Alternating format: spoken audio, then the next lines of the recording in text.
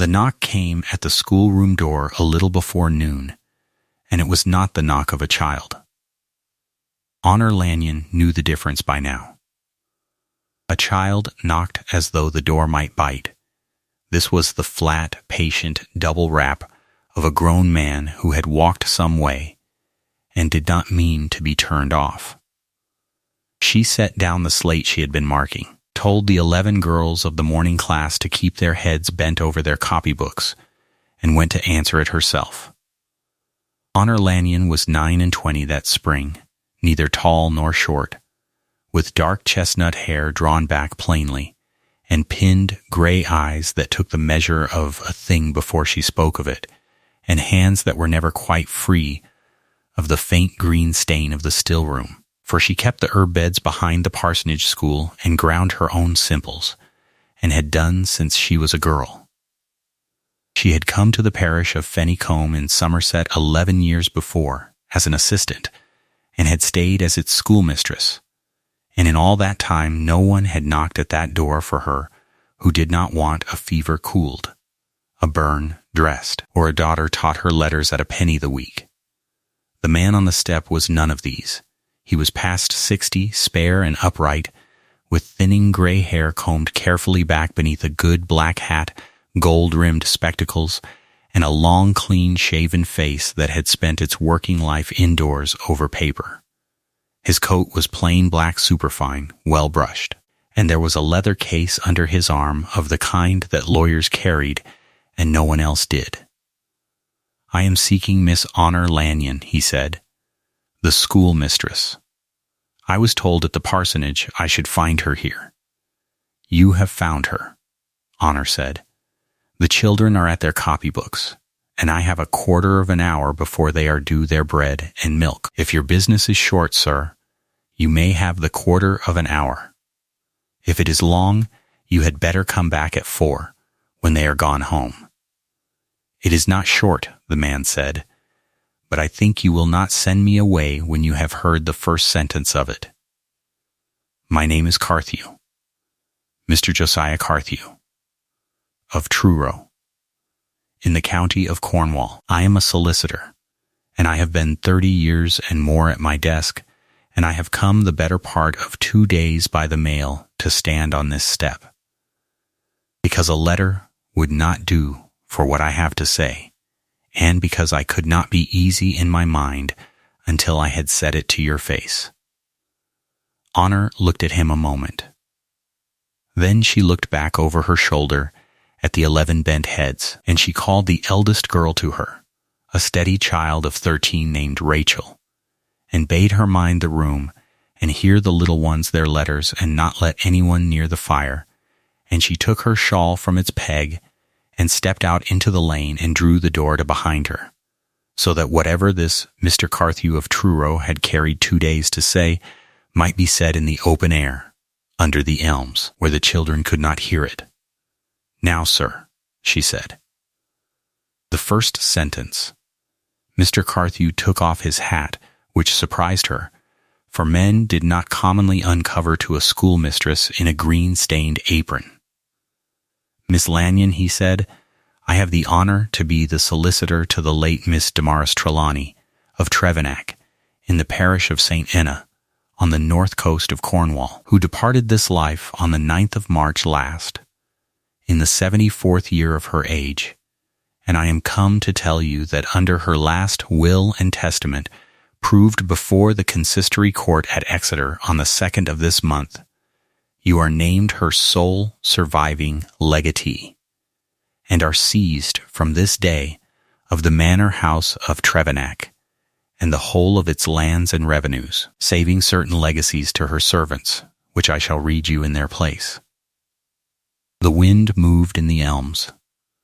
Somewhere behind the door a child laughed and was hushed. Honor Lanyon stood quite still, and did not weep, and did not put out her hand to the wall, and did not say any of the things a woman is supposed to say when a stranger tells her she has come into a house and lands. What she said after a moment was this: "I have never in my life heard the name of Damaris Trelawney." "No," said Mr. Carthew, as though this were the answer he had expected, and even hoped for. I did not think you had. Then you have made an error, sir, and you have made it at the cost of 2 days on the mail, and I am sorry for it. I am an orphan. My father was a curate, dead these 20 years. My mother followed him when I was a girl of 11. I have no family that I know of. No aunt, no cousin, no godmother.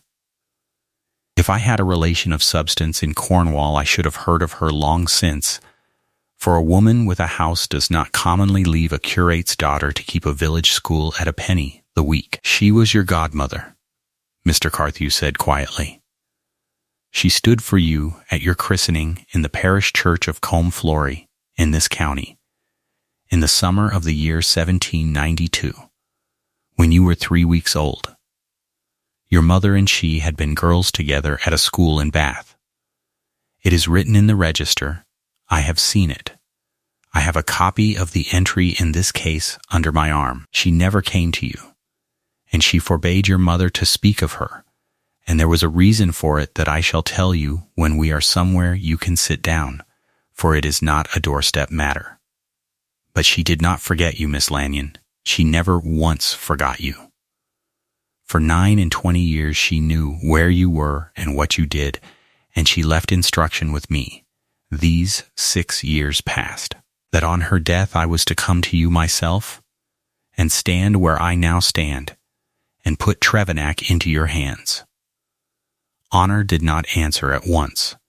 She was a woman who had learned young that the world did not commonly hand things to the fatherless, and that when it seemed to, there was generally a hook in the meat. But she was also a woman who had sat by a great many deathbeds and watched a great many faces, and she had learned to know the look of a man who was lying and the look of a man who was tired and telling the truth, and Mr. Carthew of Truro had the second look and not the first. You had better come to the parsonage, she said at last. Mrs. Vi will give you your dinner, and there is a parlor where you may sit down and read me whatever it is you have carried so far. But I tell you plainly, Mr. Carthew, I do not believe you yet. I have been a poor woman 29 years, and a poor woman who believes the first fine thing she is told is a poor woman still at the end of it, only more foolish. I should think less of you if you did believe me, said Mr. Carthew. Read me the will, said Honor Lanyon, and led him down the lane. It was read to her that afternoon in the parsonage parlor, with the rain beginning against the window and Mrs. Vi's kettle on the hob, and Honor sat with her stained hands folded in her lap and did not interrupt once. Mr. Carthew read it as he had read 100 wills, in a level voice that neither hurried nor lingered, and the words of it were these, or the substance of them.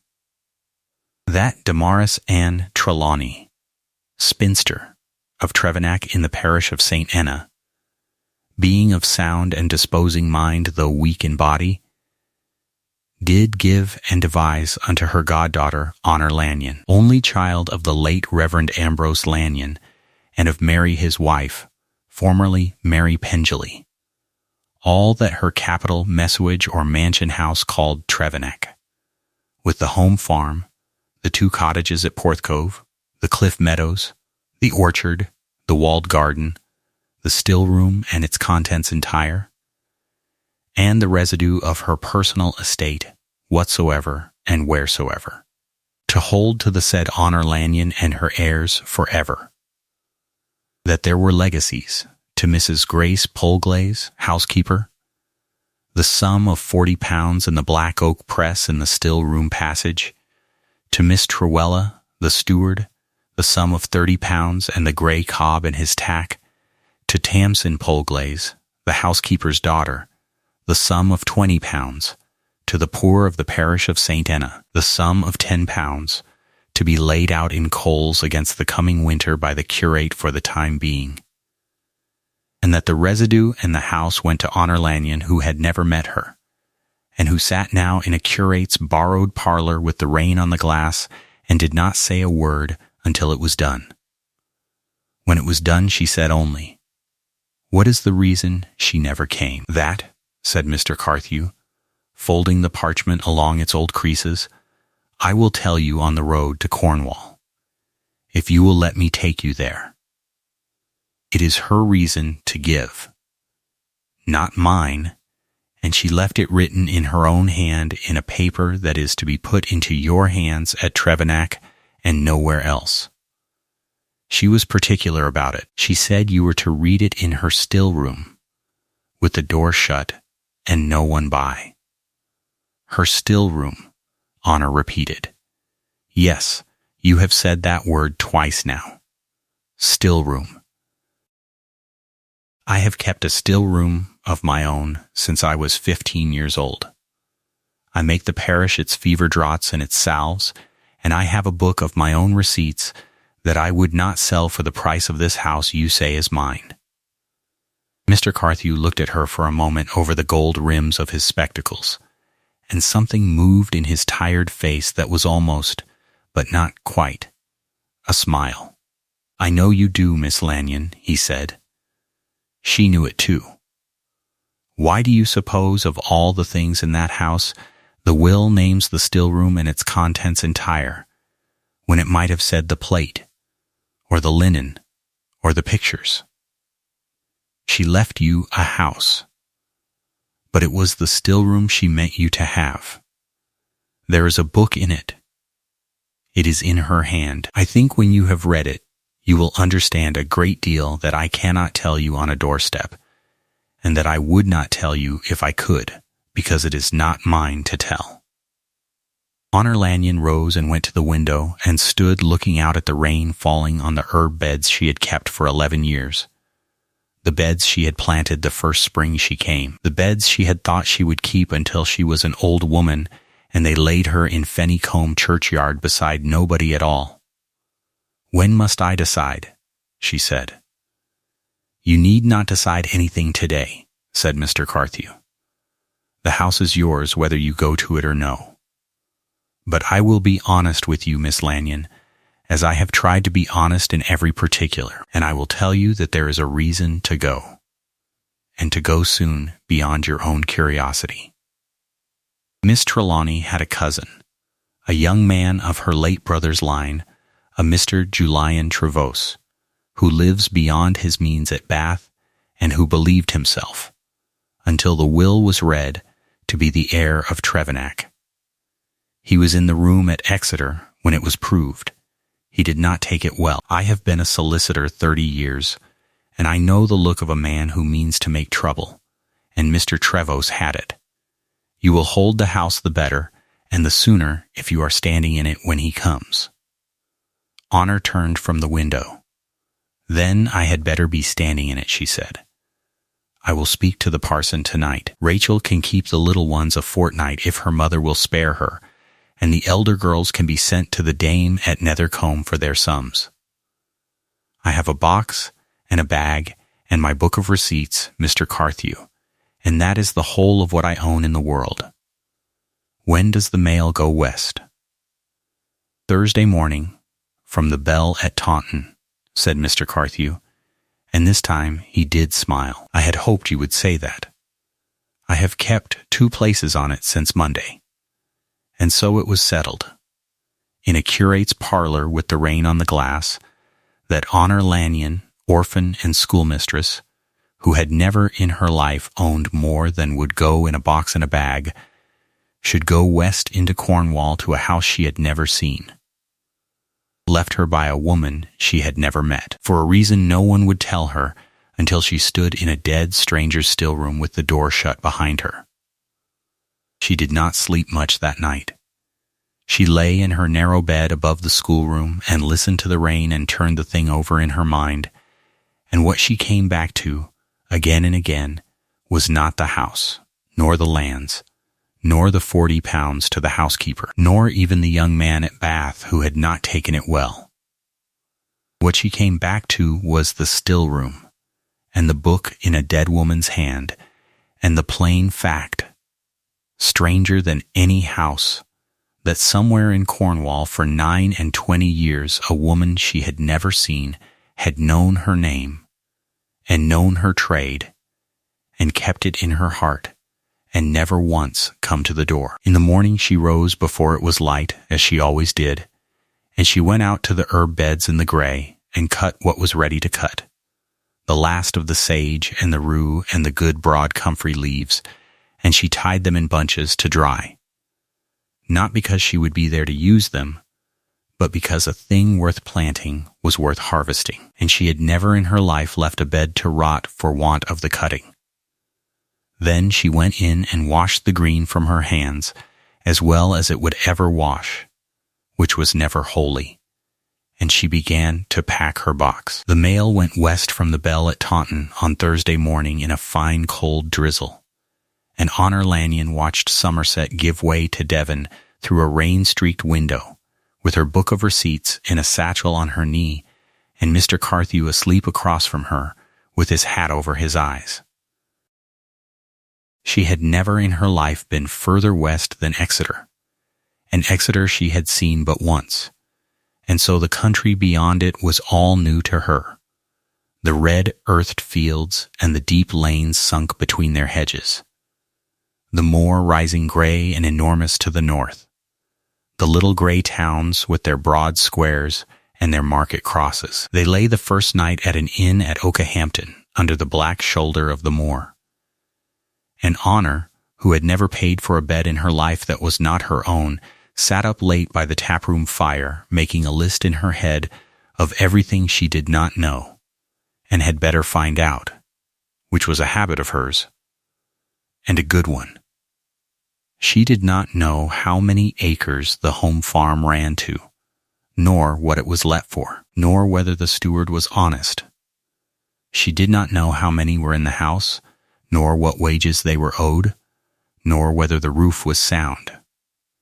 She did not know the parish, nor the curate, nor a single face she would meet at the end of the road. And she did not know, and could not stop turning over, the one thing Mr. Carthew would not tell her, why a woman who had known her name for 29 years, and known her trade, and left her a house, had never in all that time come the length of a lane to look at her face.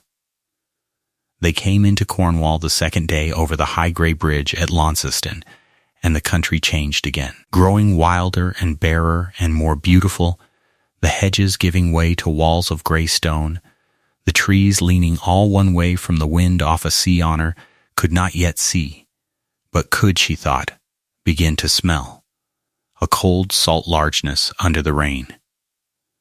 Mr. Carthew, awake now and pointing things out with the mild pride of a man showing a stranger his own country, named the rivers as they crossed them and the church towers as they passed, and told her the history of the place in pieces, and somewhere past Bodmin he began, without her asking, to tell her about Damaris Trelawney. She was the last of them, he said, watching the moor go by. There were Trelawneys at Trevenac 400 years, and she was the last, and she knew it, and she made her peace with it sooner than most would. Her father was a hard man, and her brother was a foolish one. The brother ran through what money there was, and died young at Bath, and left a son, this Julian Trevose that I spoke of, for the boy took his mother's name when she married again.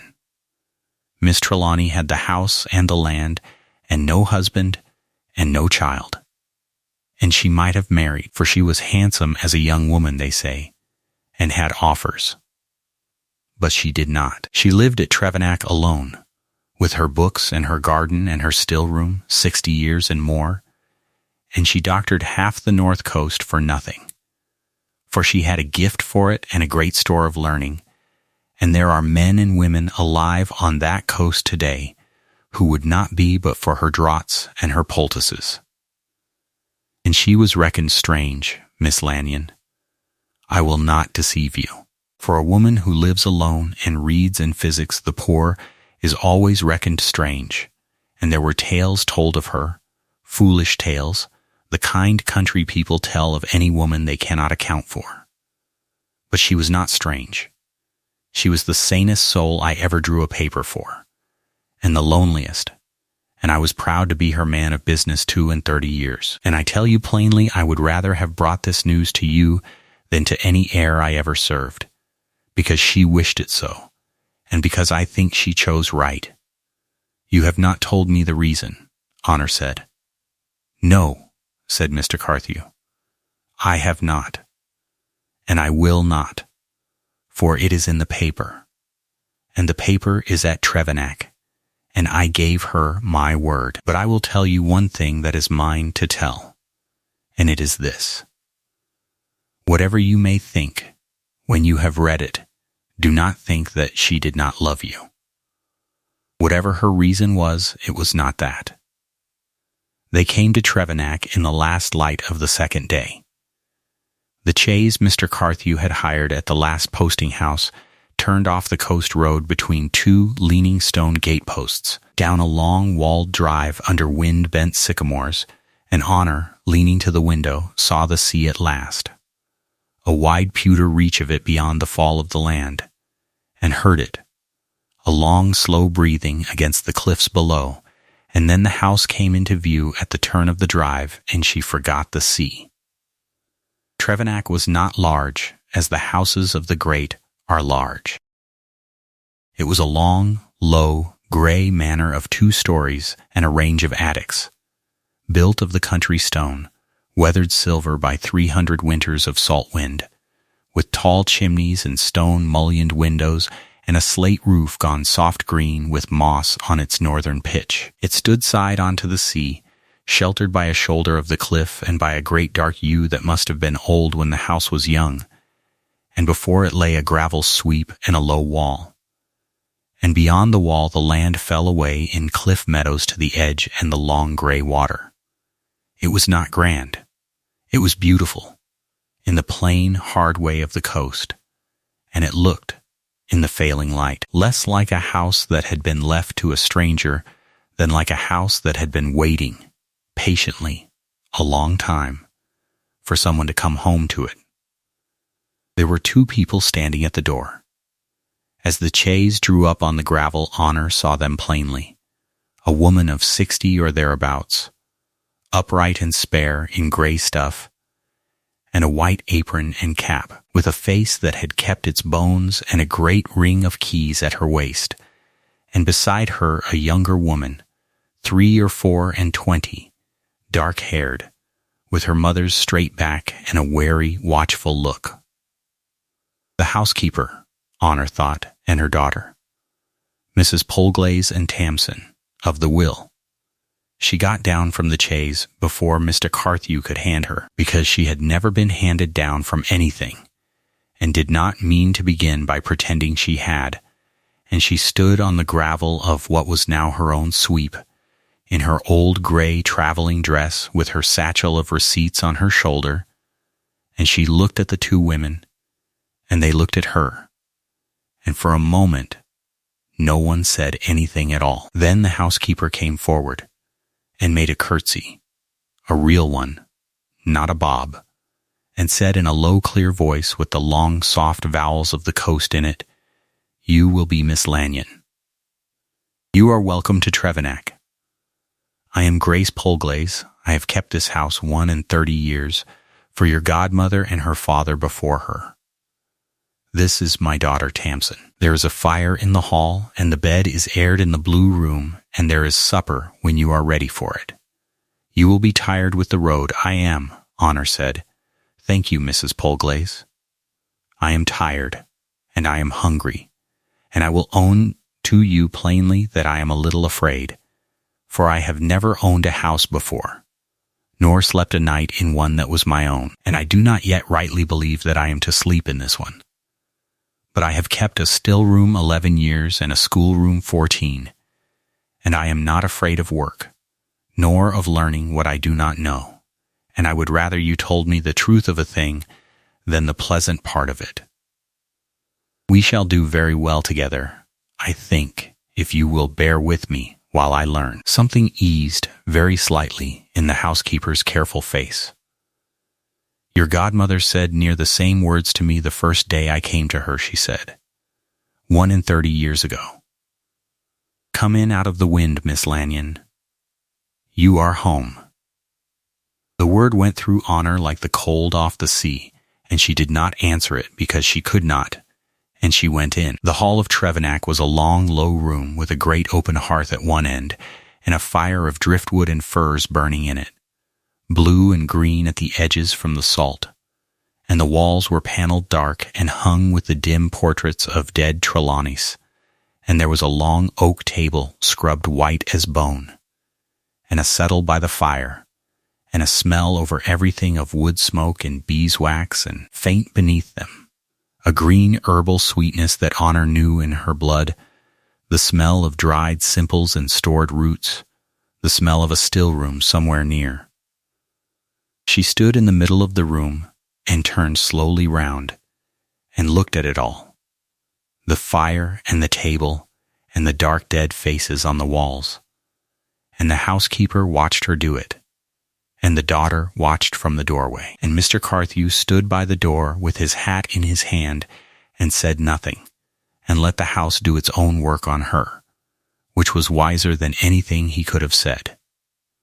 "Where's the still room?" Honor asked, when she had turned the full circle. Mrs. Polglaze glanced at Mr. Carthew, and Mr. Carthew gave the smallest nod, and the housekeeper said, "Through the passage yonder, past the buttery, at the cold north end where she would have it for the keeping of the herbs. But it is late, Miss Lanyon, and you are tired, and there is a paper in there she left for you, sealed, that Mr. Carthew will have told you of, and it is not a thing to read tired and hungry at the end of a hard road. Take your supper first. Sleep, the paper has waited 6 years. It will wait 1 night more, and you will read it the better in the morning with the light on it and something warm inside you." Honor looked at the dark mouth of the passage that led to the cold north end of the house, where a dead woman had left her a book in her own hand and a sealed paper with a reason in it, and every nerve in her wanted to go down that passage now, tonight, tired and hungry as she was, and have the truth of it. But she had spent 29 years learning to master exactly that kind of wanting, and she mastered it now. "You are right," she said. "I will take my supper first, but tomorrow I will read it, Mrs. Polglaze, early, before anything else in this house is done, and I will read it alone as she wished. Will you show me the room tonight, only so that I know the door, and then I will not open it until the morning?" So the housekeeper took a candle and led her down the cold passage past the buttery to a low door of black oak at the north end, and opened it, and held the candle up, and Honor Lanyon looked for the first time into the still room of Trevenac. It was a long, narrow room, stone-floored and stone-walled, with a north window and a wide slate bench under it, and it was lined from floor to beam on every wall with shelves, and the shelves were full of jars, of bottles, of stoppered flasks and tied bunches and labeled boxes, full of a lifetime's careful gathering, ranked and ordered and named in a small, clear hand on 100 paper labels, a still room such as Honor had dreamed of and never seen, 10 times the size of her own poor beds behind the parsonage school, the work of 60 years of one clever, lonely, learned woman's hands. And on the slate bench, under the dark window, alone in a cleared space with a candlestick beside it, lay a book, a thick book bound in worn brown calf, and on the book a folded paper, sealed with a blot of dark wax, and Honor did not need to be told that the paper was hers, and the reason was in it, and the hand it was written in was the hand of a woman who had known her name for 29 years and never come to the door. "In the morning," Mrs. Polglaze said gently. From the passage. "In the morning," Honor said, and looked at the book and the sealed paper 1 moment longer in the candlelight, and then she turned and went to her supper in her bed, and lay a long time awake in the blue room with the sea breathing under the cliff below her window, and did not read it, though it was the hardest waiting of her life. She rose before it was light, as she always did, and she dressed by the gray window with the sea going on below, And she went down the cold passage with a candle of her own, and she let herself into the still room and shut the black oak door behind her, as the dead woman had asked, and she sat down at the slate bench under the north window, and she broke the dark seal, and she read. The hand was small and clear and a little tremulous in places, the hand of an old woman who had written a great deal in her life and whose fingers had begun, near the end of it, to fail her. It was dated the summer 3 years before her death. My dear Honor, it began, for I will call you so, though you have never given me the right, and I have never earned it, since you are the only living soul I have to write to, and I have carried your name in my mouth these 29 years and never once been let to say it to you. By the time you read this, I shall be dead, and you shall be standing, I hope, in my still room, which is now yours. And I ask you to sit down and be patient with a dead woman who was a coward in the one thing that mattered, and let me tell you at last the reason. Honor read that far and then set the paper down on the slate a moment and pressed her stained hands together in her lap, and then she took it up again and went on. Your mother, Mary Pendley, was the dearest friend I ever had in this world. We were girls together at a school in Bath in the year 1784, 2 clever plain girls with no money between us and no prospects. And we loved one another as girls do, who have nothing else to love, wholly and forever. When we left the school, she went for a governess, and I came home to Trevenac to nurse my father. And we wrote to one another every week of our lives for 8 years, and I have every letter she ever sent me, tied in the black oak press that I have left to Grace. And you shall read them if you wish, for they are yours now, and they are full of you. From the first week she knew you were coming. When you were born, she asked me to stand godmother to you, and I came the length of England to Combe Flory to hold you at the font, and I held you, Honor, a red squalling 3-weeks scrap with your mother's own gray eyes, and I promised before God to see to your soul, and I meant it as I never meant anything. And then, that same winter, I did the thing that cost me you. Honor turned the sheet. Her hands were not quite steady now. There was a man, the letter went on, and I will not write his name, for he is long dead and it does not matter. But he was a man of this county, with a great deal of power and a worse heart than any man I have known, and he had asked me to marry him.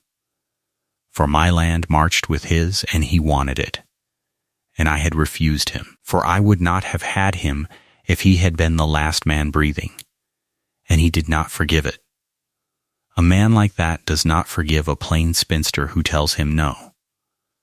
He set himself to ruin me in the only way a woman can be ruined, which is by her name, and he put it about the county, by ways I could never come at to answer, that I was not a physicking woman, but a poisoning one, that the draughts I gave the poor were not to cure but to harm, that a child had died at Porthcove of my medicine, which was a lie, for the child died of the croup, and I sat 3 nights with it and could not save it, and wept as its own mother wept. But the tale went about, as such tales do, and there was a season, the winter you were born, when I could not walk to church without the women drawing their children back from me in the lane, and there was talk, real talk, of a thing I can scarcely write, of bringing me before a justice as a witch. In the year of our Lord 1792, as though we were still in the Dark Ages and not in a Christian county, it came to nothing in the end, for the justice was an honest man, and the man who hated me overreached himself, and in a year or 2 the tale wore itself thin, as such tales do when there is no fresh fuel. But by then the harm to me was done, and could not be undone, and I made, that winter, in my fear and my pride, the decision that I have repented every day of my life since. I resolved that my name should never touch yours. Honor, read the next part very slowly. I was a woman accused of poisoning children and near brought before a justice as a witch. And you were a curate's daughter 3 weeks old. And I thought, God forgive me, I thought it in cold blood, and I thought I was being noble. I thought that if I came to you, if I was seen to be your godmother, if the county knew that the poisoning woman of Trevenac stood at the font of the parson's child, it would follow you all your life. It would be said of you in every place you ever went. Her godmother was the witch of the north coast. No man would have you. No respectable house would take you as a governess. I thought I should be a stain on you that would never wash out, as the green of the still room never wholly washes from our hands. You and I, for I have carried it too. And so I wrote to your mother, the hardest letter I ever wrote. And she kept it, and it is in the press, and you may judge me by it. And I asked her, I begged her, to let me disappear out of your life, to tell you, if you ever asked, that your godmother was dead, to let me love you at a distance and in secret and never once come to your door. And your mother, who was wiser than I and kinder than I, and who told me plainly in that same letter that I was a coward, nevertheless did as I asked, because she loved me, and because she was afraid too, for your sake, for the tale was very bad that year. And so I lost you. Not because I did not love you, because I loved you, and was afraid, and let my fear govern me, which is the only sin I have never been able to physic in myself nor in any other soul. Honor set the paper down again and found that she was weeping, without any sound, the tears running down and falling on the slate bench, and she let them, for there was no one to see. And it seemed to her the least she could do for the dead woman who had wept over the same bench, she did not doubt, a great many times. She wiped her eyes on the back of her stained hand and read the last of it. I watched you all your life, the letter ended. I had a woman in your parish who wrote to me of you twice a year, and I knew when your father died and when your mother followed him, and I near came to you then. When you were 11 and alone, I near came, and my courage failed me at Exeter, and I turned back. And that is the thing I shall answer for hardest of all, when I stand where I am now standing, as you read this. And I knew when you went to Fenicombe, and I knew when you took up the school, and I knew, oh my dear, I knew, and it was the greatest joy left to me. I knew when you began to keep a still room, and to physic the poor at a penny the week, exactly as I had done, without ever knowing that a woman 100 miles away had done the same before you and loved you for it more than I can write. You are what I would have made you if I had dared to raise you.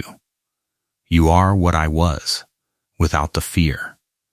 And so I have left you the only thing I have that is worth the leaving, which is not the house, though the house is yours, but this room, and the book upon the bench, which is the whole of my learning of 60 years.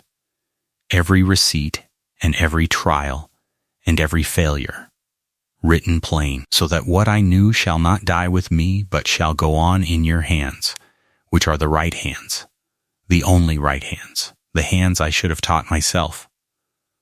Read it, and use it, and better it, and think of me sometimes without too much blame. Your godmother, who was a coward once and has been sorry ever since, Damaris Trelawney. Honor Lanyon sat a long time at the slate bench with the letter in her lap and the gray light strengthening at the north window and the sea going on below, and she did not go to breakfast, and no one came to fetch her, for Mrs. Polglaze had told them all to let her be. And after a while she dried her face, and she folded the letter and put it in the bosom of her dress against her heart, where it stayed all that day and many days after, and she drew the thick brown book towards her across the slate and opened it. It was, as the letter had promised, the whole of a lifetime. 60 years of receipts in the small clear hand, dated and cross-written and corrected, draughts for fever and for flux, salves for burns and for the salt, cracked hands of the fishermen, a poultice for the whitlow, a syrup for the winter cough that had a note beside it in a shakier hand, this the best I ever made.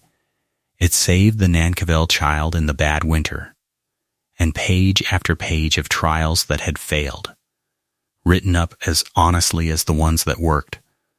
This did no good. Do not waste the root on it. And here and there, folded between the leaves, a pressed flower, a note on where a rare herb grew on the cliff, a drawing of a leaf done with real skill.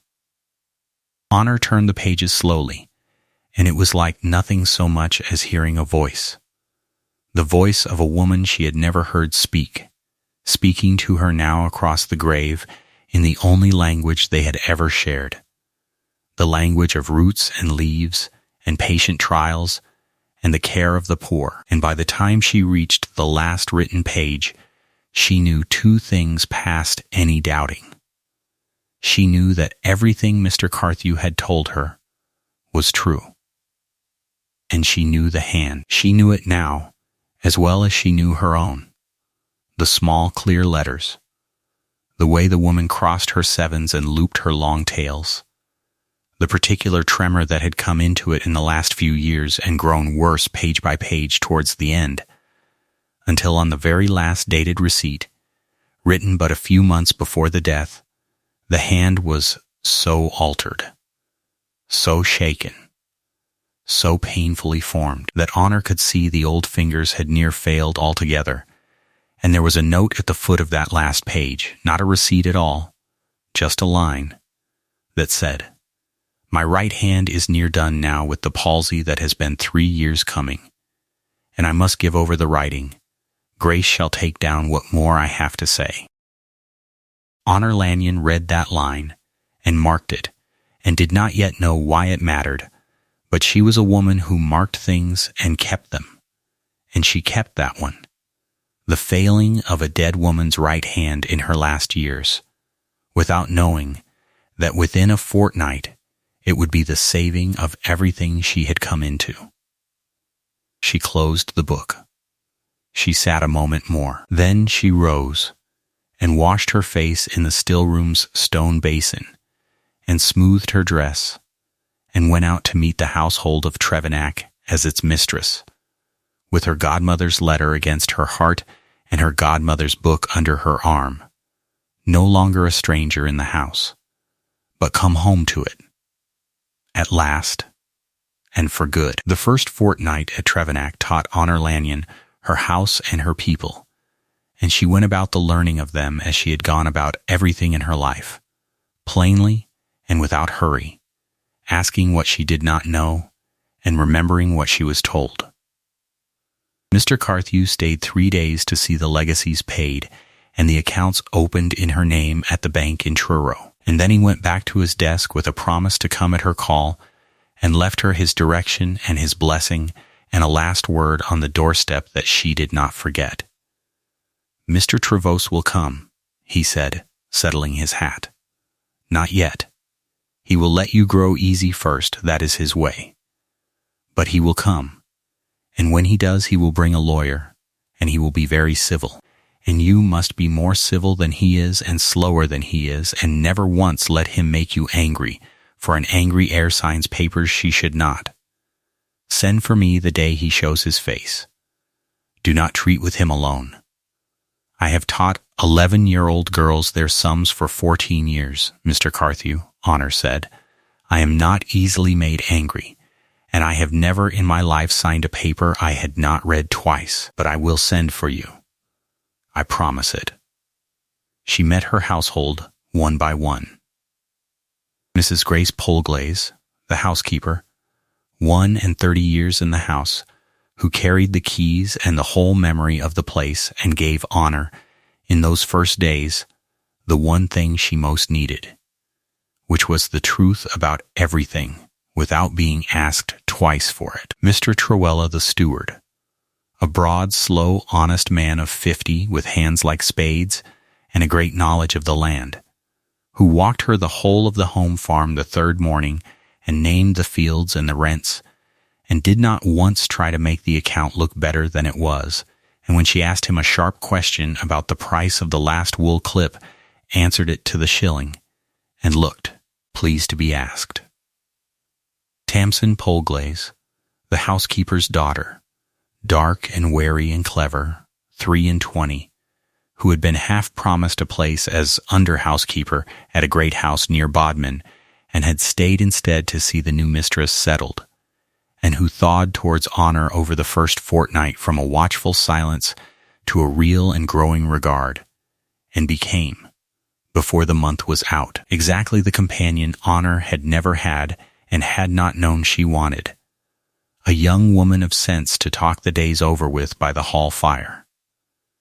And beyond the house, the parish, the curate of St. Enna, Mr. Bosanko, a lean, shy, scholarly man of 40, who had physicked the poor himself as best he could since Miss Trelawney grew too ill to do it, and who came to call the first Sunday and was so plainly relieved to find the new mistress a still-room woman like the old one that he forgot his shyness and talked an hour about the winter eggs of the coast, and the folk of Porthcove down under the cliff, the fishing families who came at first to look, and stayed to be glad, for word went round quickly, as it does in such places, that the new lady of Trevenac knew her simples, and by the end of the first fortnight Honor had dressed a fisherman's salt cracked hands with her godmother's own salve made up fresh in her godmother's own still-room, and cooled a child's fever, and sat an evening with an old woman dying easy at Porthcove, who had known Damaris Trelawney 60 years, and wept to hear her spoken of with love. It was that old woman, Aunt Jenna they called her, ancient and clear-headed and near her end, who told Honor the last of the story that the letter had begun. She was the best woman on this coast, the old creature said, gripping Honor's stained hand in her own, and they called her a witch, my lover. When I was a maid, they called her a poisoner, and it was a lie put about by a wicked man because she would not wed him, and there's them alive today, and I'm one that she pulled back from the grave with her own hands and never took a penny. You've her hands. I felt it when you touched me. You've her very hands. Don't you ever let them make you ashamed of the green on them, the way they near shamed her.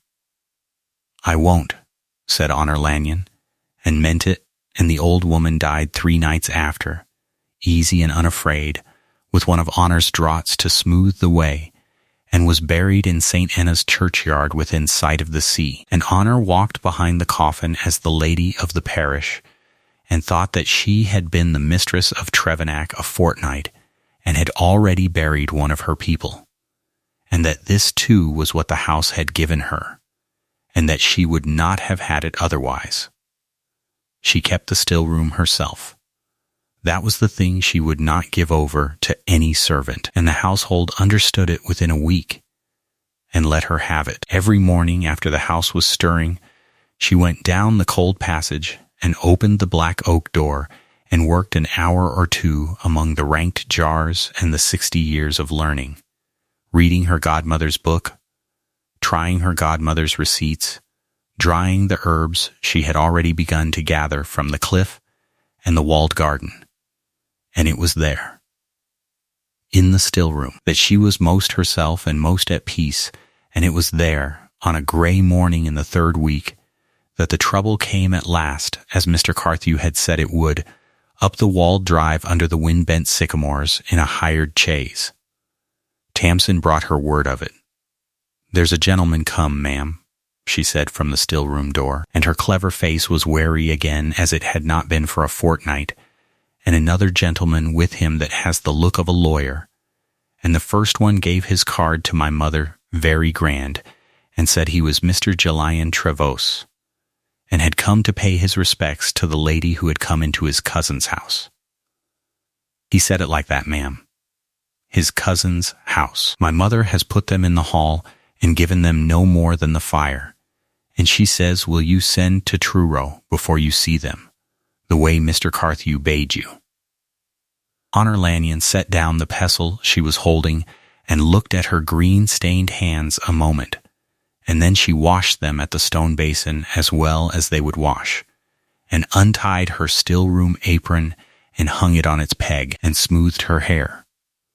Send the stable boy to Truro this minute for Mr. Carthew, she said, and tell him to kill the horse if he must but bring the lawyer by tonight, and then bring the 2 gentlemen tea, Tamson, good tea, the best we have, and be very civil to them, and I will come to them in 1/4 of an hour, not before. Let them sit by the fire and drink their tea and grow easy. I have kept a schoolroom 14 years. I know the value of making a body wait 1/4 of an hour who thinks himself the master of the room. So she made them wait and drink their tea, and when she came into the hall of Trevennack at last, it was without hurry, in her plain grey stuff dress, with her godmother's letter against her heart, the mistress of the house coming unhurried to greet 2 callers, and she had the measure of Mr. Julian Trevose before she had crossed the room to him.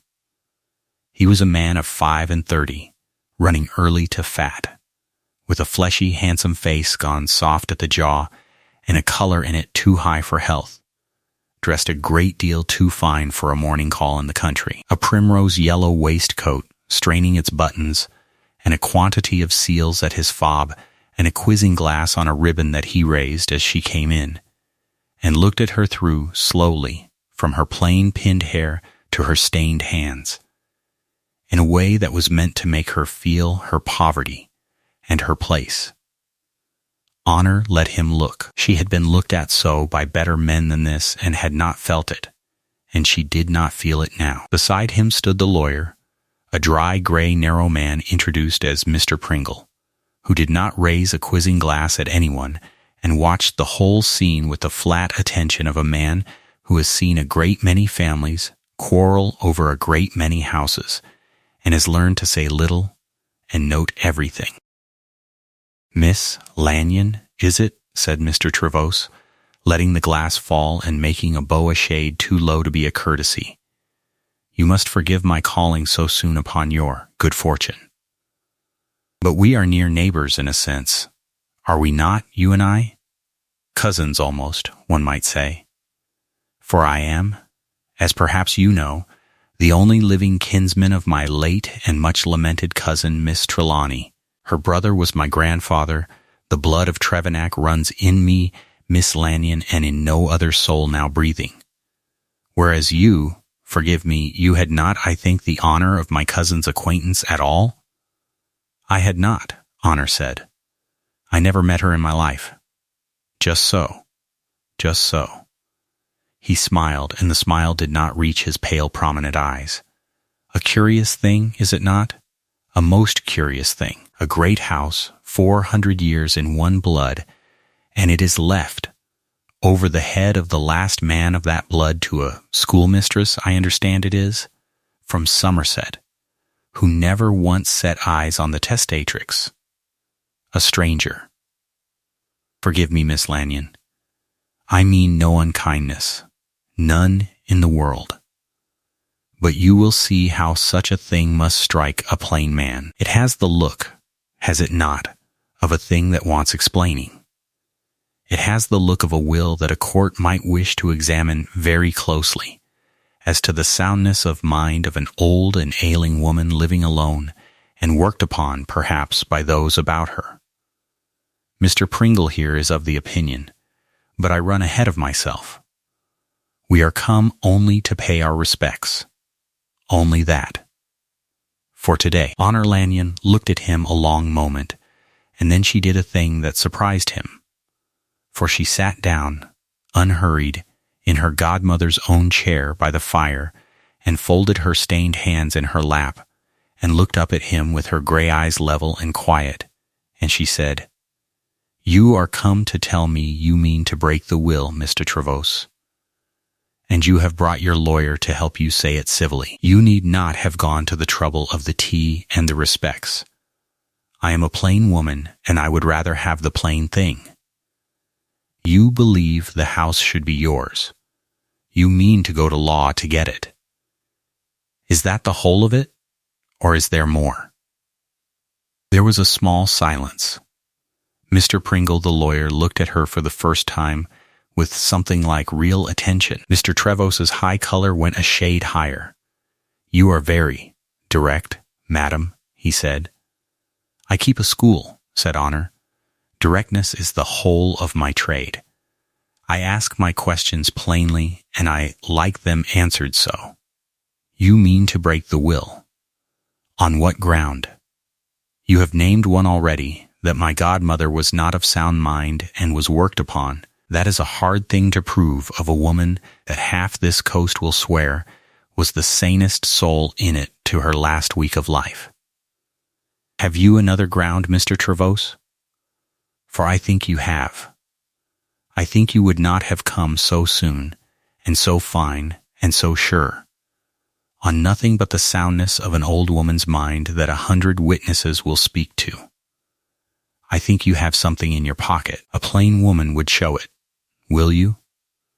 And Mr. Julian Trevose, stung out of his ease, oversure of his ground and too vain to be made to look a fool by a schoolmistress in a grey dress, did exactly what Mr. Carthew, had he been there, would have prayed for him not yet to do.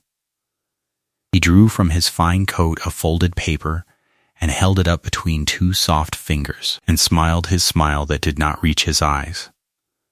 "Since you ask so plainly, madam," he said, "yes, I have something in my pocket. I have a letter. A letter in my cousin's own hand, written in her last months, to me, her only kinsman.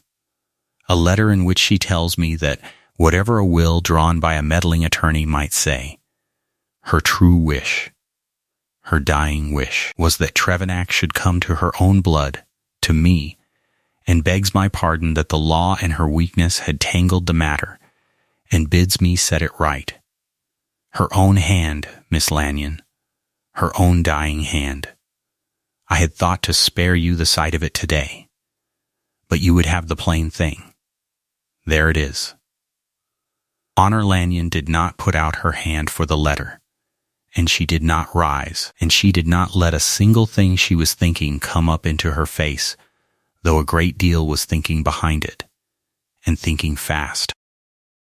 For she had read, not a fortnight before, in a still room with the door shut, the plain record in a dead woman's own book that her right hand had failed her 3 years before the end with a palsy that had grown worse page by painful page, until on her last dated receipt she could scarce form the letters at all, and had written, in that ruined, shaking hand, that she must give over the writing altogether, and let Grace take down what more she had to say.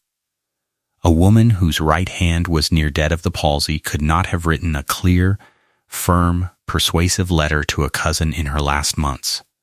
It was not possible.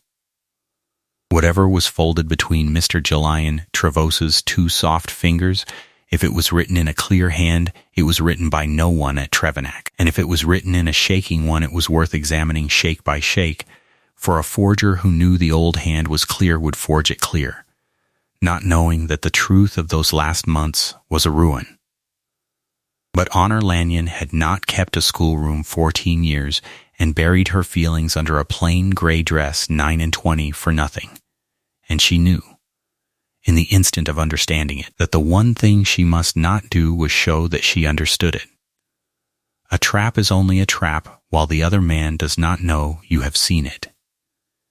If she cried forgery now, in her own hall, with no witness but the man's own lawyer and her own servants, he would take the letter back into his fine coat, and it would be amended, or lost, or redrawn by a better hand, and she would have shown him where the danger lay and gained nothing.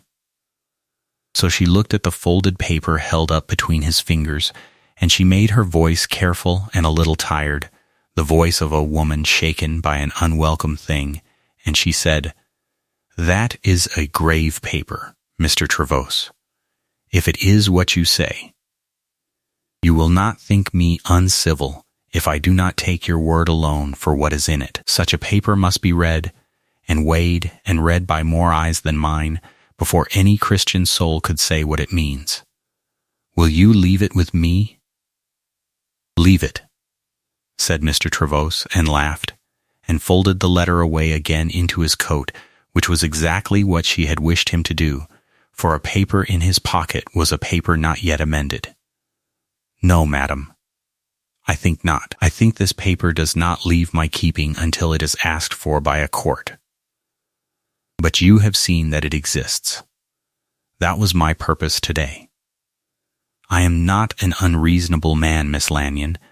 I take no pleasure in turning a poor gentlewoman out of a house she has grown fond of in 3 short weeks, and I am come, in truth, to make you an offer. A generous offer, a kinder offer by far than the law would make you.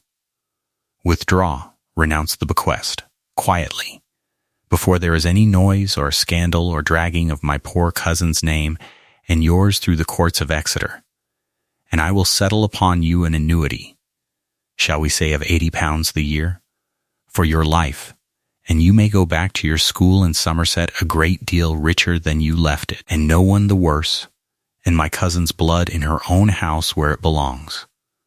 Whereas if you fight me, madam, and I say this in all kindness, you will lose, for the letter will carry the day, and you will have spent your last shilling on lawyers to lose it, and you will go back to Somerset poorer than you came, and with your name and my cousin's tangled together in every mouth in 2 counties.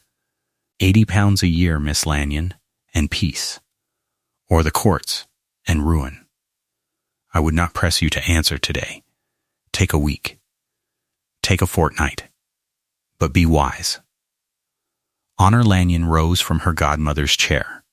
She rose slowly, and she was quite calm, and she walked to the tall stone mullioned window that looked out over the gravel sweep and the low wall and the cliff meadows falling away to the grey water, and she stood there a moment with her back to the 2 men, looking at the sea that her godmother had looked at 60 years, and she let them wait, as she had let them wait for their tea, for she had learned long ago that the one who is willing to be silent longest holds the floor. Then she turned, and she said, in the plain level voice she used to a schoolroom that had grown unruly, I will give you your answer now, Mr. Trevose, and it will save us both the fortnight. I will not renounce. Not for £80, nor for 800, nor for the annuity of a queen.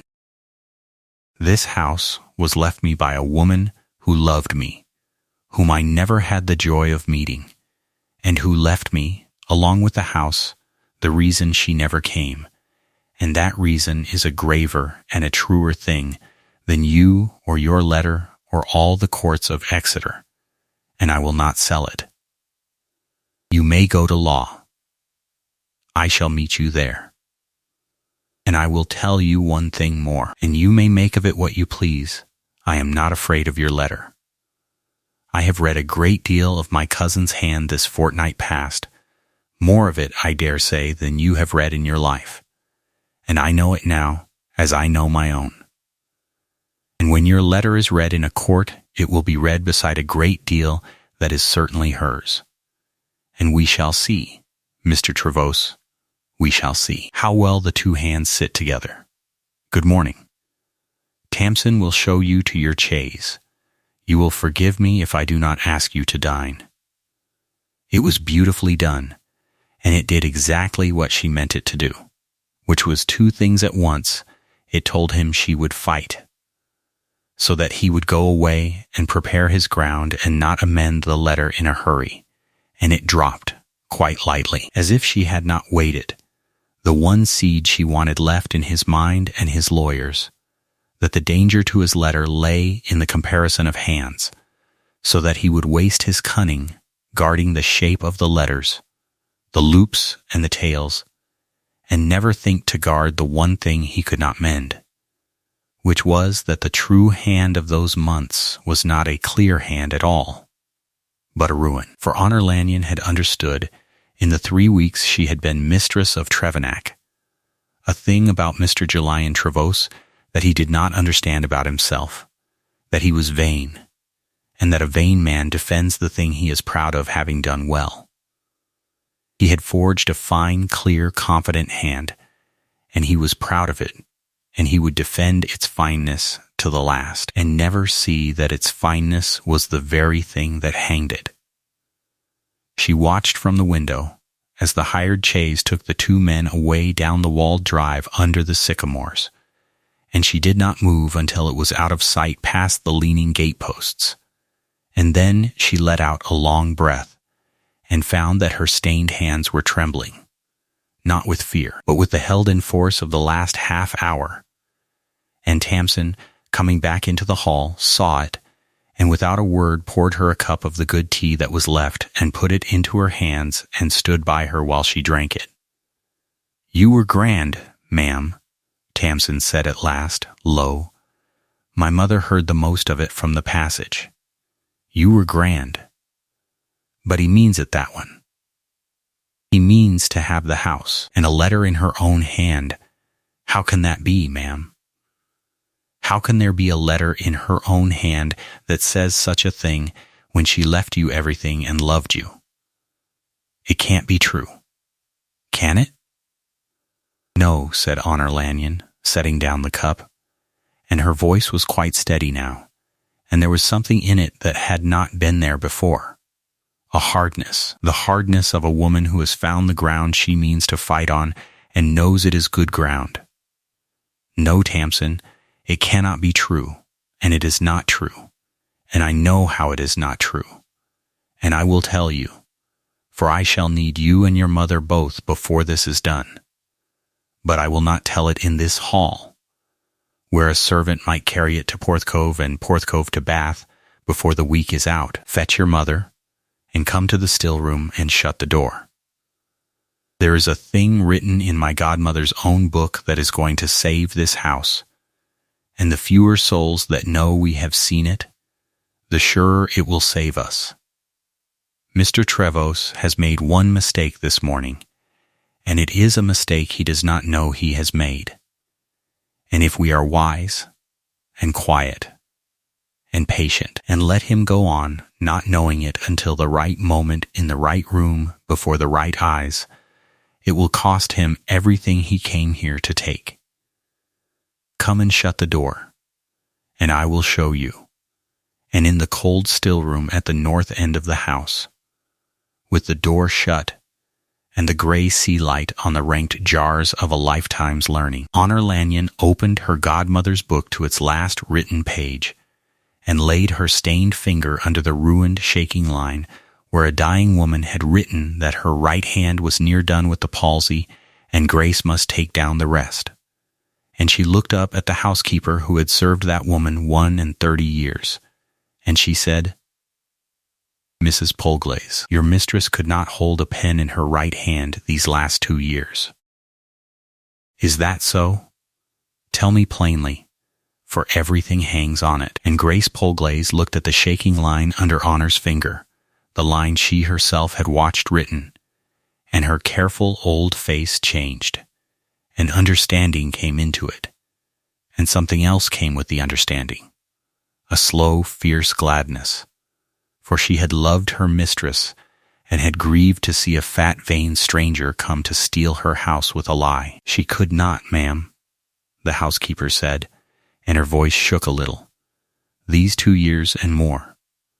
The palsy took her right hand first, the winter of the year 18, and it never left her, and it grew worse, and by the last year she could not so much as sign her own name to a paper, but I must guide her hand. And Mr. Carthew came out from Truro himself to witness that the will was signed by her own wish, though I steadied the pen, for he foresaw, being a careful man, that a day might come when it would be questioned.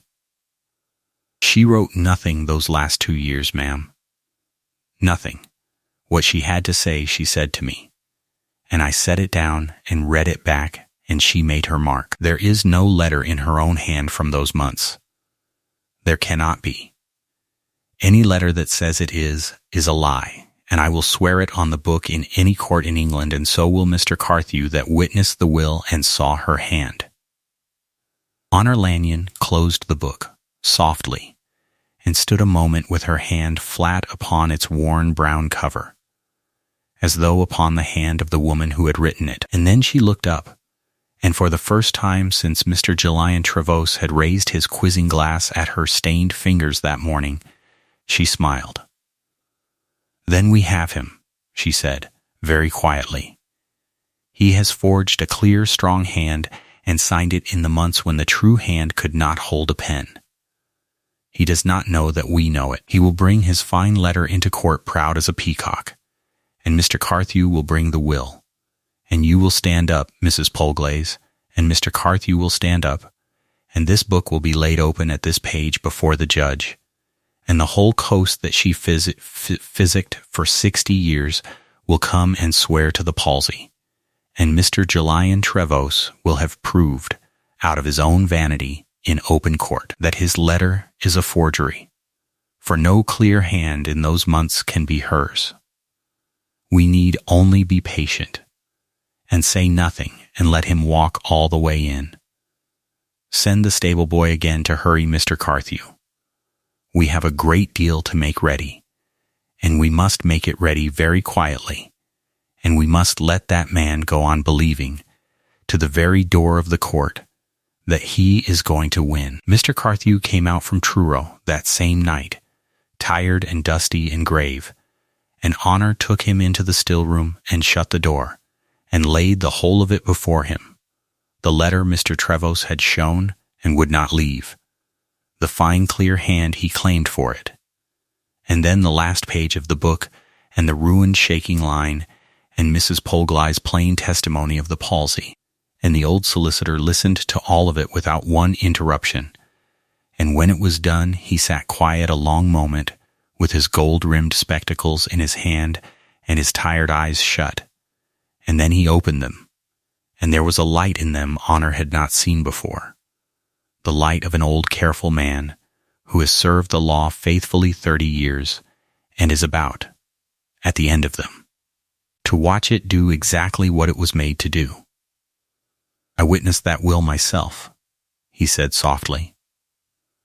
"I drove out from Truro on the 14th of October in the year 1819, because she wrote to me that her hand was failing and she would have it done while there could be no question of her mind, and I sat in this house and watched Grace Polglaze steady her hand upon the pen, for she could not hold it alone, and I marked it in my own notes that day, in my own book that is locked in my chambers this minute, that the testatrix's right hand was disabled by palsy, and the signature made with assistance but by her own clear wish and direction. I marked it, Miss Lanyon, 3 years ago, against exactly this hour, for I have seen too many wills broken by cousins with letters, and I did not mean this one to be. He has forged a hand that was in its grave 2 years before he says it wrote to him. He has built his whole case upon the one fact that is most certainly disprovable in the whole county. We must do nothing to warn him. We must let him file his suit, and swear his letter genuine, and stake all upon it, and we will meet him in the consistory court at Exeter with the will, and my notes, and this book, and Grace Polglaze, and half the coast of St. Enna, and we will not so much as breathe the word palsy until he has sworn his oath and closed his mouth upon it and cannot take it back. It is not kind, what we are going to do to that young man. But he came to steal a dead woman's house with a lie about her dying hand, and I find I have no great tenderness left for him. Say nothing. Wait. Let him come on. So began the strange quiet interval of that spring and summer, the months of waiting, in which Honor Lanyon lived 2 lives at once. In the one unseen, a suit was filed and answered, and the slow machinery of the law ground towards a hearing at Exeter in the autumn, and Mr. Trevose, exactly as they had foreseen, grew ever surer and ever louder, and let it be known about the county that he would have Trevenac back by Michaelmas, and never once suspected that the schoolmistress he despised was letting him dig his own pit spade by spade. And in the other life, the open one, Honor Lanyon settled into being the mistress of Trevenac and the physicking woman of the coast, and grew, week by week, into a happiness she had never looked to have. She kept the still room and bettered her godmother's receipts and started a book of her own beside the old one on the slate bench, the two hands going forward together. She walked the home farm with Mr. Truella and learned it field by field. She read to the children of the parish school on a Sunday, the school her godmother had endowed and she now paid for, and taught the cleverest of them their letters as she had taught in Somerset. For it was in her blood, and she could no more leave off teaching than leave off breathing. And she found, one wet afternoon in the black oak press, in the still room passage, the thing that Mr. Carthew had never mentioned, because he had not known it was there. Her mother's letters. They had been left to Grace by the will, the press, and its contents. But Grace, when she understood what was in it, brought the whole tied bundle to Honor, with tears standing in her old eyes, and put it into her hands, and said it was hers, by every right that mattered, whatever the will said of the press itself. 8 years of them. Every letter Mary Pengelly had written to Damaris Trelawney from the day they left the school at Bath to the year Honor was born, and a few beyond it, tied in faded ribbon in Damaris's own keeping, saved 60 years.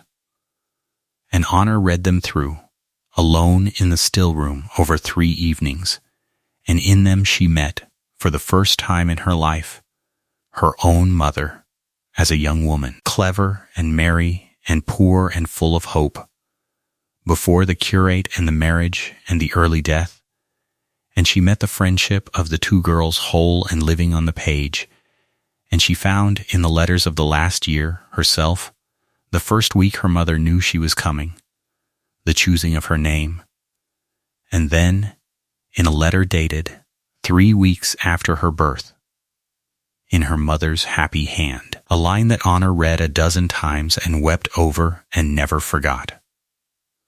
Damaris held her at the font today and would not give her back to the nurse a full half hour, and said over her, so soft I scarce heard it, that she should have every good thing this world could give her, and I have never seen thee, dear Dim, look so at any living creature, and I think thou lovest my little Honor already better than thou knowest. It was true, then, it had always been true. The love had been there from the font, whole, from the first half hour, and the fear had come after and buried it alive, and now the fear was dead, and in the ground at St. Enna, and the love had come up again at last into the light, into Honor's own hands, in a dead woman's book and a dead mother's letters, and Honor Lanyon, who had believed herself an orphan without kin in the world, understood that she had never for one day of her life been unloved, only unknowing, and the two are not the same thing. And the discovering of the difference was worth more to her than the house and the lands and all the revenues of Trevenac together. She was a changed woman after those 3 evenings. Not softer, for she had never been hard, but surer, rooted, a woman who knew at last who she was and where she came from, and it showed in her, and the parish saw it, and loved her the better for it. And it was in that summer. So changed and so rooted, walking home along the cliff path from Porthcove one gold evening with her godmother's book under her arm, that Honor Lanyon first met the man who was to be, though neither of them then knew it, the last gift the house of Trevenac had to give her. He was standing at the edge of the cliff path where it turned above the cove, looking out at the sea with his hat in his hand and the evening wind in his hair. And he did not hear her come until she was near upon him. And when he turned, he did not start nor stare, but stood back a courteous pace to let her pass on the narrow path, and said only, "Forgive me, madam. I am trespassing, I think, upon Trevenac land, and I have no better excuse than that it is the finest evening I have seen this summer, and this the finest place to see it from. If the lady of the house would have me off her cliff, I will go at her word." He was a man of perhaps 45, tall and spare and weathered, with iron-gray hair, and a long, quiet brown face and dark eyes that had a great deal of stillness in them, and a great deal, she thought, of old sorrow well mastered, dressed plainly and well in country clothes that had seen good use, with nothing about him of show, and nothing of the primrose waistcoat and the quizzing glass, a man you might have passed for a superior sort of farmer until he spoke, when the voice told you otherwise. Honor Lanyon, who had learned long ago to take the measure of a face before she spoke to it, took the measure of this one, and found in it nothing false. And so she answered him plainly, as was her way. The lady of the house would not have any man off her cliff on such an evening for merely looking at the sea, she said, for the sea is God's and not hers, whatever the deeds may say of the land under it.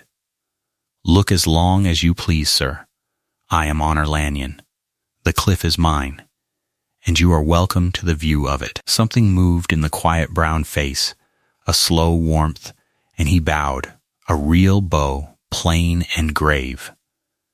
"Then I am doubly the trespasser," he said, "for I have been wanting these 3 weeks to find a way to be made known to you, Miss Lanyon, and I have blundered onto it over your own wall like a poacher. I am Marrow, Sebastian Marrow. My people are at Rescorla, the far side of the estuary. I had the honor of your godmother's acquaintance many years, and a great debt to her, besides. And when I heard that Trevenac had come to her goddaughter, I confess, I walked this way more evenings than one, in the hope of exactly the meeting I have now so awkwardly contrived. She was the best friend my family ever had. She saved my son's life, when he was a child, of a fever the London men had given over. She sat 3 nights in my house and would take nothing for it, and I have never forgotten it, nor shall. And I could not let her heir come into this country a stranger, without telling her so. And that was the beginning of it. On the cliff path in the gold evening, 2 grave, weathered people, who had each been long alone, speaking plainly to one another over a shared love of a dead woman.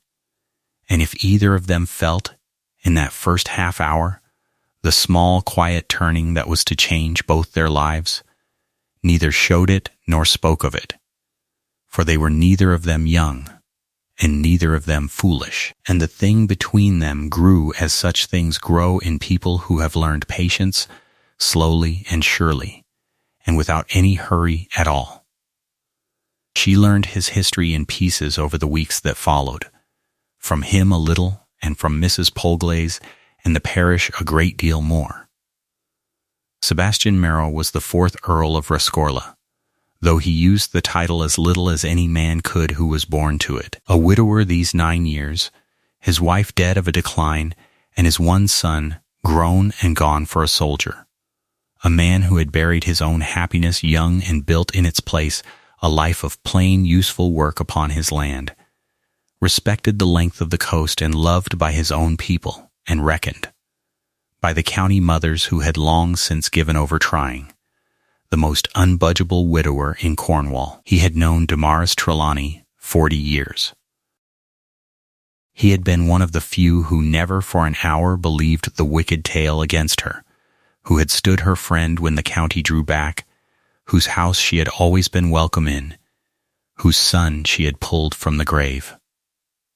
And when he learned from Honor, as he did in time, the whole truth of why her godmother had never come to her, the fear and the sacrifice and the long, secret love, he was silent a long while, and then he said, in his quiet way, she let a wicked man's lie rob her of the one thing she wanted.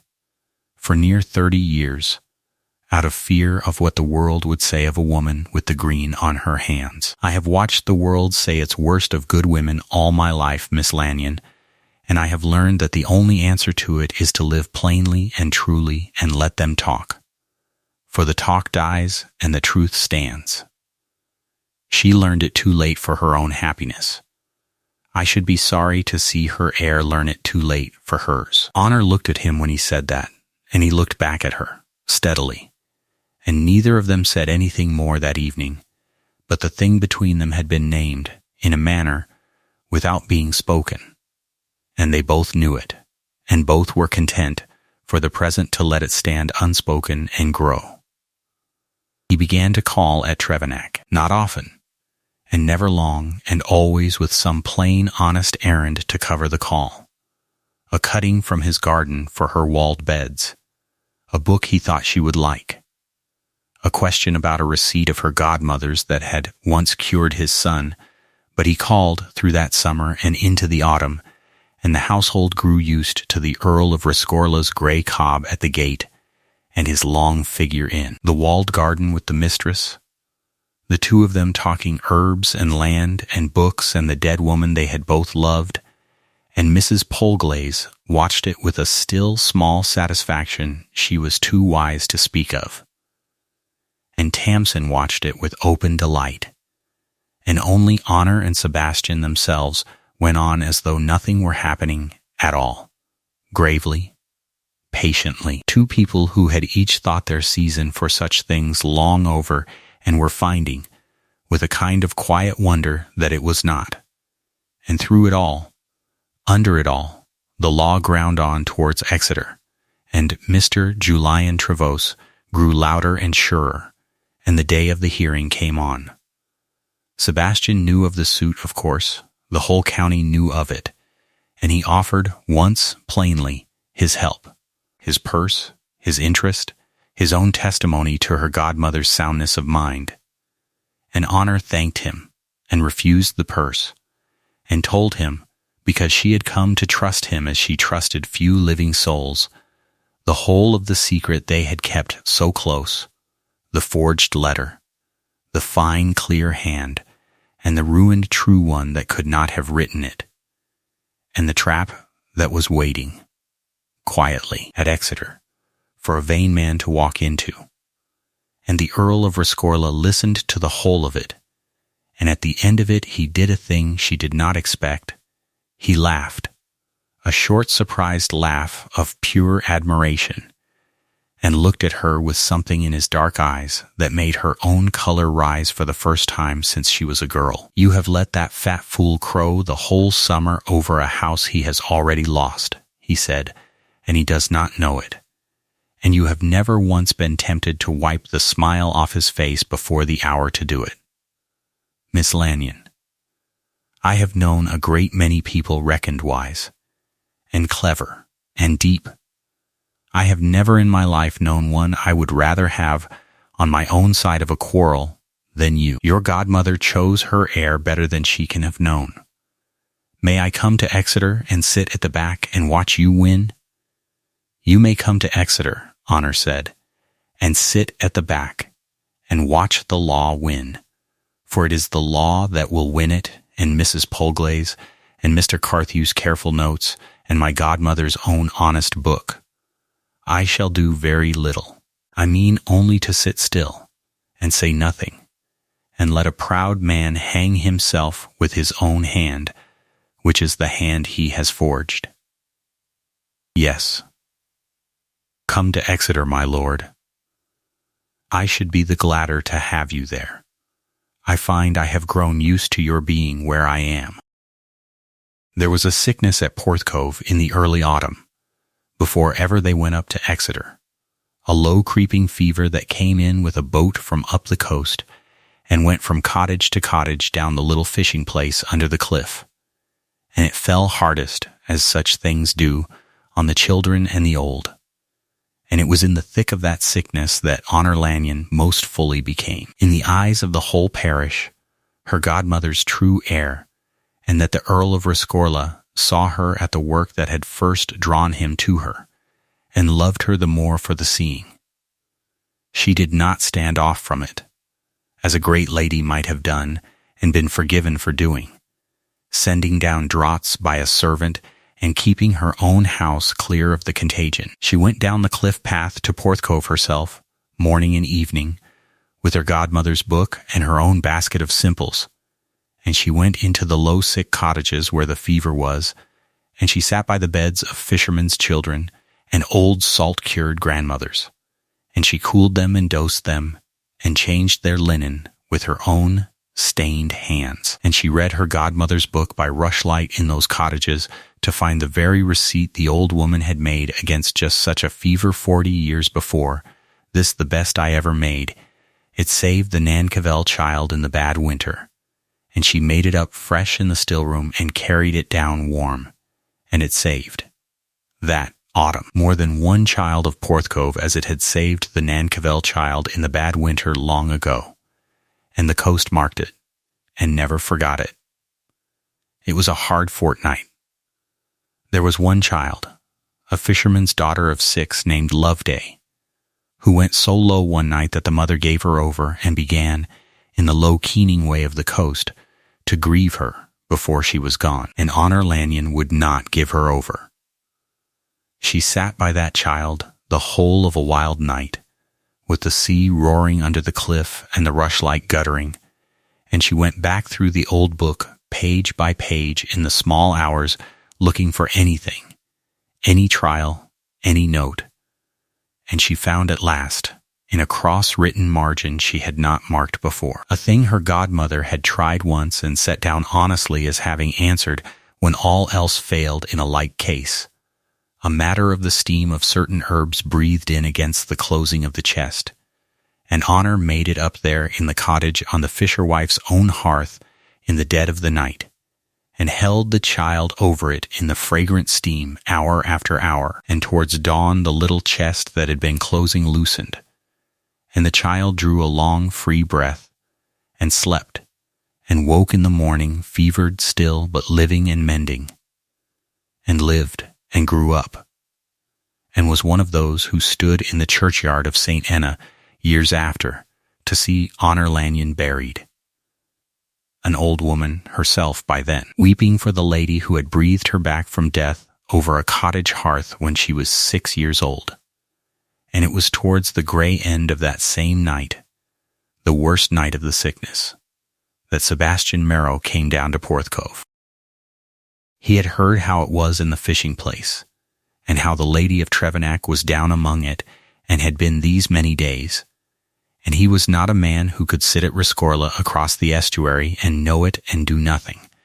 And so he came, in the black of the small hours, down the cliff path with a lantern, not to fetch her away, for he knew her too well already to try it, but to be there, to carry water, to hold a light, to be of what use a plain man could be. And he found her, near dawn, coming out of the fisherman's cottage where the child Loveday had just drawn her first free breath, grey-faced with 2 nights watching, and her sleeves turned back, and the green of the still room fresh on her hands to the wrist. And she stood in the cold dawn wind off the sea, and told him, lo, that the child would live, and then, for the first time since he had known her and the only time he ever saw it, Honor Lanyon's composure broke, and she wept, not for grief but for the long strain of it let go, the held-in force of 2 nights fighting for a life over the edge of the grave. And the Earl of Rescorla put his arms about her there in the cold dawn in sight of the sleeping fishing place, and held her while she wept, and said nothing, for there was nothing to say, and it was then he told her long after, holding her grey and spent and weeping in the dawn with the green on her hands and a child's life just won behind her, that he knew past any more doubting that he loved her, and would ask her, and could no more go home to Rescorla and be content alone than he could stop his own heart. I had thought I admired you, he said, telling her of it after they were wed. On the cliff that first evening, and at the garden talking herbs, I thought, here is a woman I admire, grave and clever, and good, and it warmed me to be near her. But it was that dawn at Porthcove that undid me, when you came out of that cottage grey to the lips and told me the child would live, and then wept in my arms from the sheer long cost of it. For I saw then that you did not do the good thing coolly out of duty, as a great lady visits her poor. You did it with the whole of yourself, to the last of your strength, weeping over a fisherman's child as over your own. And I thought, this is what her godmother was. This is what they slandered and drove out. A woman who spent her whole self on the coast and asked nothing, and here she is again. Come back to us in this one. And I will not, I thought, I will not be another of those who let her go about it alone and never draw near. And so I drew near, and here we are. The sickness burned itself out at Porthcove before the frosts came, and it took, in the end, only 2 of the very oldest, who were past any physic, and no child at all, which the coast reckoned little short of a marvel, and laid, rightly at the door of the Lady of Trevenac, and the old book she physicked out of. And when Honor Lanyon walked through the fishing place in the first hard bright days after, she was met at every low door with a kind of love that no money and no title could ever have bought her. The plain, deep love of people whose children she had sat up whole nights to save, and it was worth more to her, she thought, than the whole estate. And it was the same love, exactly the same, that the coast had denied her godmother living and heaped too late upon her grave, come round again in the goddaughter to be given, this time, in time. So that when at last they went up to Exeter to meet Mr. Julian Trevose and his forged letter in the cold consistory court, Honor Lanyon did not go up as a friendless stranger from another county, whatever Mr. Trevose might tell the court she was, but as a woman a whole coast would have gone into the sea for, with the parish of St. Enna at her back to the last man and woman of it, and the memory of her godmother beside her, and the love of a grave, good man before her, and she was very far by then from friendless and very far from afraid. They went up to Exeter in the 2nd week of October, the leaves turning in the deep lanes and the first cold coming down off the moor, and Honor Lanyon lay 2 nights at an inn near the cathedral close with Tamson to wait on her and Mrs. Polglaze in the next room, and Mr. Carthew came each evening to go over the ground once more, patient and precise, a general laying his field before a battle he had prepared 3 years. He had done it all quietly. He had taken Mrs. Polglaze's statement and sworn it. He had gathered, without noise, the names of a dozen witnesses of the coast who would speak to the palsy and to Miss Trelawney's clear mind. The curate, Mr. Bosanko, the surgeon from Wadebridge who had attended her, 2 fishermen whose hands she had physicked in her last winter, and who had watched her try and fail to write out a receipt with her ruined fingers. He had his own notes of the 14th of October 18 and 19, in his own hand, locked and dated. And he had, above all, the book, her godmother's book, which Honor had carried up to Exeter herself, wrapped in oiled cloth, and would let no other hand touch. 60 years of a life in the one true hand, ending in the ruin that no forger could have known to imitate. He has filed his answer, Carthew told her the last evening. He swears the letter genuine, in her own hand, written to him in the January before her death, which is to say more than a year into the palsy. He has staked everything upon it. His counsel is a Mr. Prynne of the Exeter bar, an abler man than that grey Pringle, but he can only argue what his client has given him, and his client has given him a forgery sworn to a date when the hand was dead. He does not know we can prove the palsy. He thinks our whole case is the will against the letter, hand against hand, and that a court may be swayed to prefer a dying wish to a lawyer's parchment. He is walking in, Miss Lanyon. Tomorrow, before noon, he will walk all the way in. Say nothing until you are called, and when you are called, say little. Let the book speak, and grace and the coast.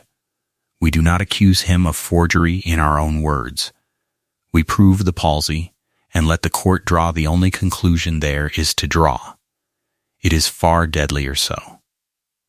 The consistory court sat in a chamber off the cathedral close, dark-paneled and cold, with a gray autumn light falling through high windows, and Honor Lanyon sat through the morning of the hearing very still in her plain gray dress, her godmother's letter against her heart as it had been every day since March, and the wrapped book on the bench at her side, and she watched Mr. Julian Trevose across the chamber play out, all unknowing, the last confident hour of his cause. He had dressed for it.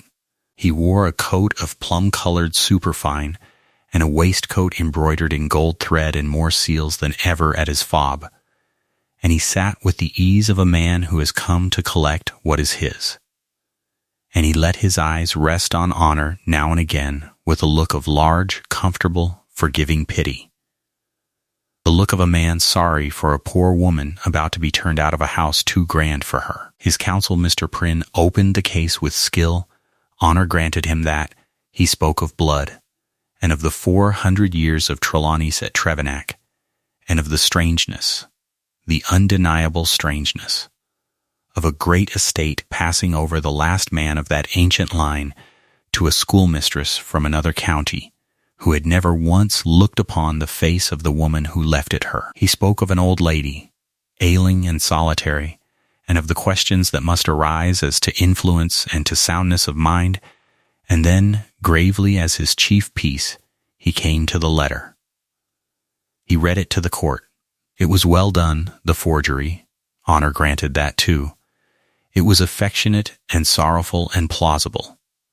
An old woman begging her only kinsman's pardon that the law and her own weakness had tangled her true wishes, bidding him set right what a meddling attorney had set wrong, and see the blood of Trevennack restored to its own house. And it was signed, in a firm, clear, affectionate hand, Damaris Trelawney, and dated the 11th of January, in the year 1820, 2 months before her death. Mr. Prynne held it up, the fine, clear, confident hand plain for the court to see, and let its firmness and its warmth do their work, and sat down. And Mr. Julian Trevose, across the chamber, permitted himself a small, comfortable smile, and looked at Honor Lanyon, and she looked back at him with her gray eyes level, and gave him nothing. Nothing at all, no fear, and no anger, and no sign that anything in the world was wrong, which unsettled him, she saw. For the first time, a doubt crossed the fat, comfortable face, the smallest shadow, and passed, and he settled again in his certainty. For what could a schoolmistress do against a letter in a dead woman's own hand? Then Mr. Carthew rose for Honor Lanyon, an old gray, careful man in plain black, and he did not raise his voice, and he did not speak of blood, and he did not, for a long while, so much as mention the letter that had just been read. He spoke instead, quietly, of dates. He put in the will, proved and valid, and the fact of his own witnessing of it on the 14th of October in the year 1819. He put in his own dated note of that day, read aloud to the court in his dry, level voice, that the testatrix's right hand was at that date disabled by a palsy of some months' standing, that her signature to the will was made by her own clear direction, but with her hand steadied at the pen by her housekeeper, and that he had recorded the circumstance particularly against any future question. He let that sit in the cold air of the chamber a moment. And then, still quietly, he called Grace Polglaise. The housekeeper stood up in the witness place, upright and spare in her best gray stuff, 31 years of service in her straight back, and she took the oath in her low, clear voice with the long vowels of the coast in it. And Mr. Carthew asked her simply how long she had served Miss Trelawney, and she said 31 years, and when her mistress's right hand had first begun to fail, and she said the winter of the year 1818, of a palsy that took the hand and never gave it back, and whether her mistress could, in the last 2 years of her life, hold a pen in that hand and write, and Grace Polglaze looked across the chamber, once, at Mr. Julian Trevose in his plum coat and his gold waistcoat, and then she looked back at the court.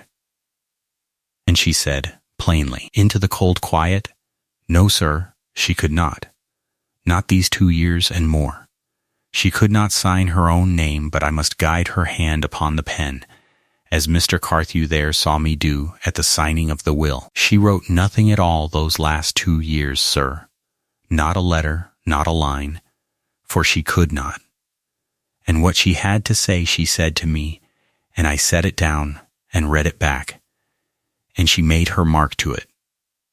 There is no letter in her own hand from those years. There cannot be. I would swear it before God on the book I have just now sworn on. Any paper that says it was written in her own hand in the January before she died is a false paper, sir. For her own hand was 2 years dead before it, and I watched it die. A stir went through the cold chamber at that, a low movement of indrawn breath, and Honor Lanyon, watching across the room, saw the comfortable certainty go out of Mrs. Julian Trevose's fat face all at once, like water out of a cracked jug, and saw him lean and whisper fast and low to his counsel, Mr. Prynne, and saw Mr. Prynne's able face go still and careful and then slowly grave, as an able man's face does when he has understood before his client has that the ground has opened under the whole of his cause.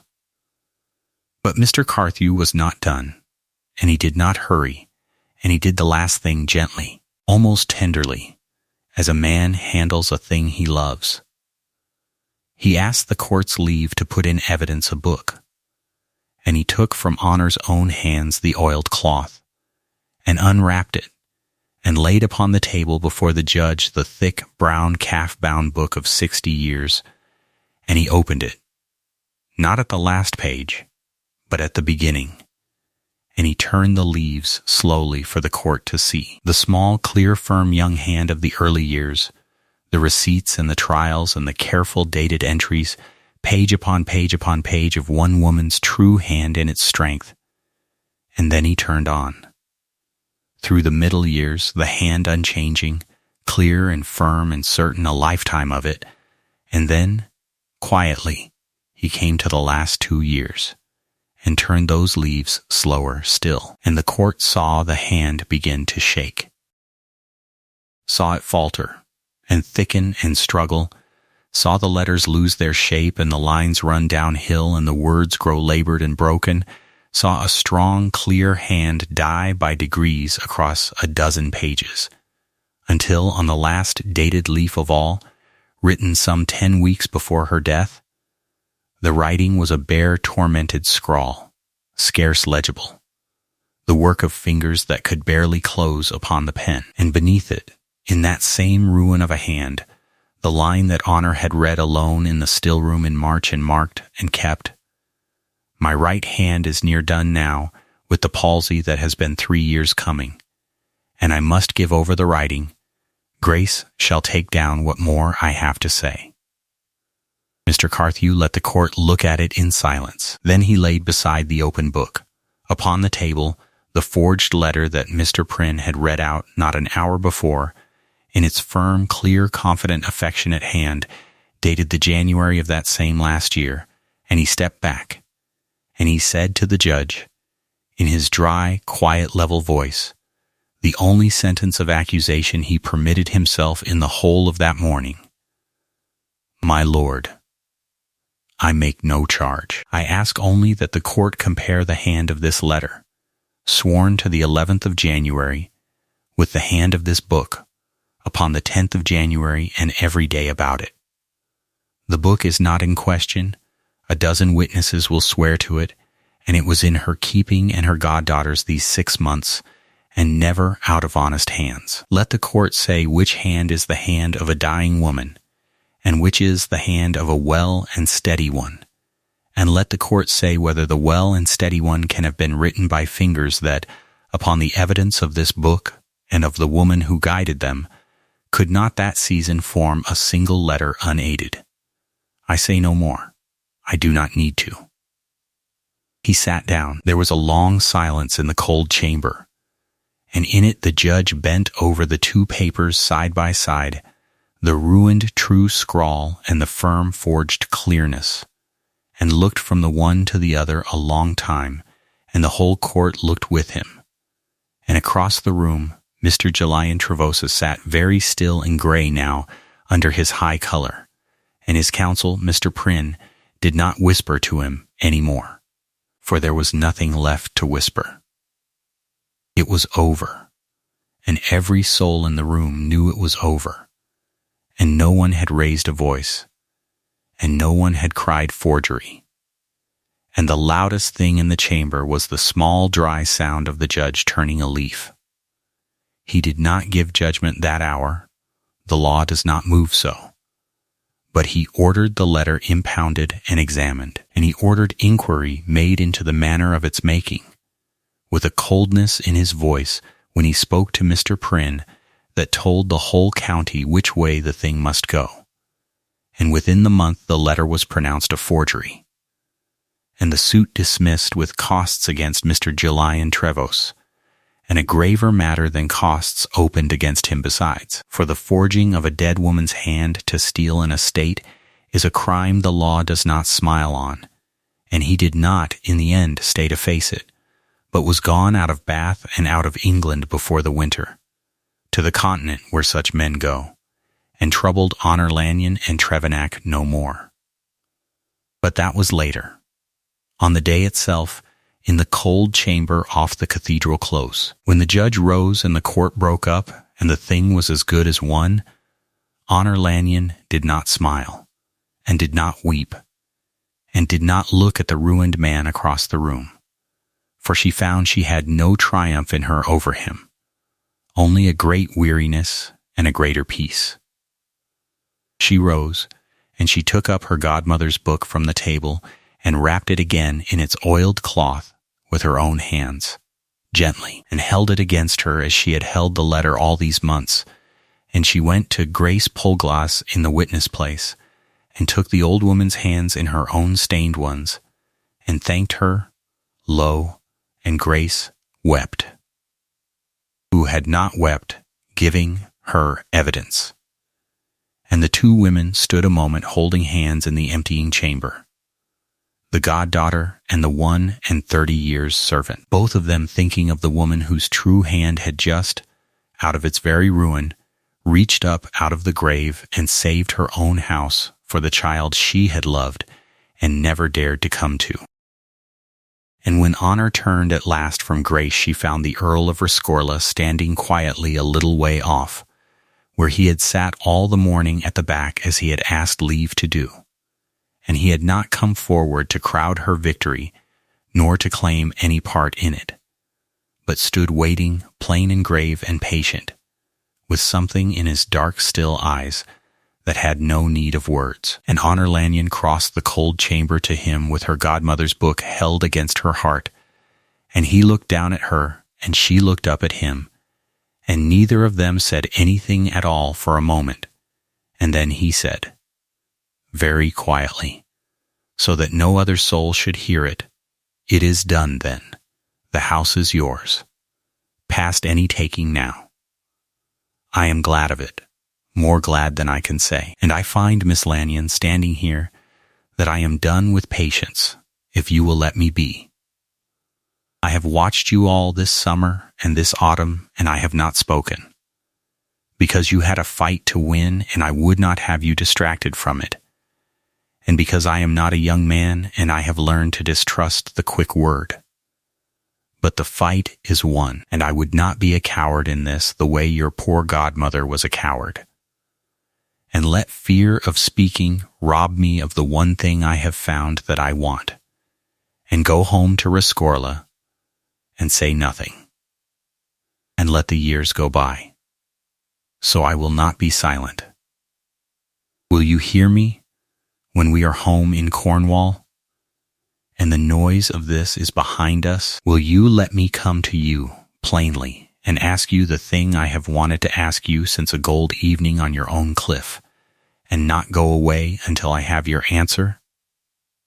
And Honor Lanyon, orphan and schoolmistress and now mistress of Trevennack past any taking, looked up at the grave, weathered, patient face of the 4th Earl of Rescorla in the cold, emptying chamber, and felt her own heart, that had been alone 29 years, turn over quietly in her breast, and she said, "You may come to me, my lord.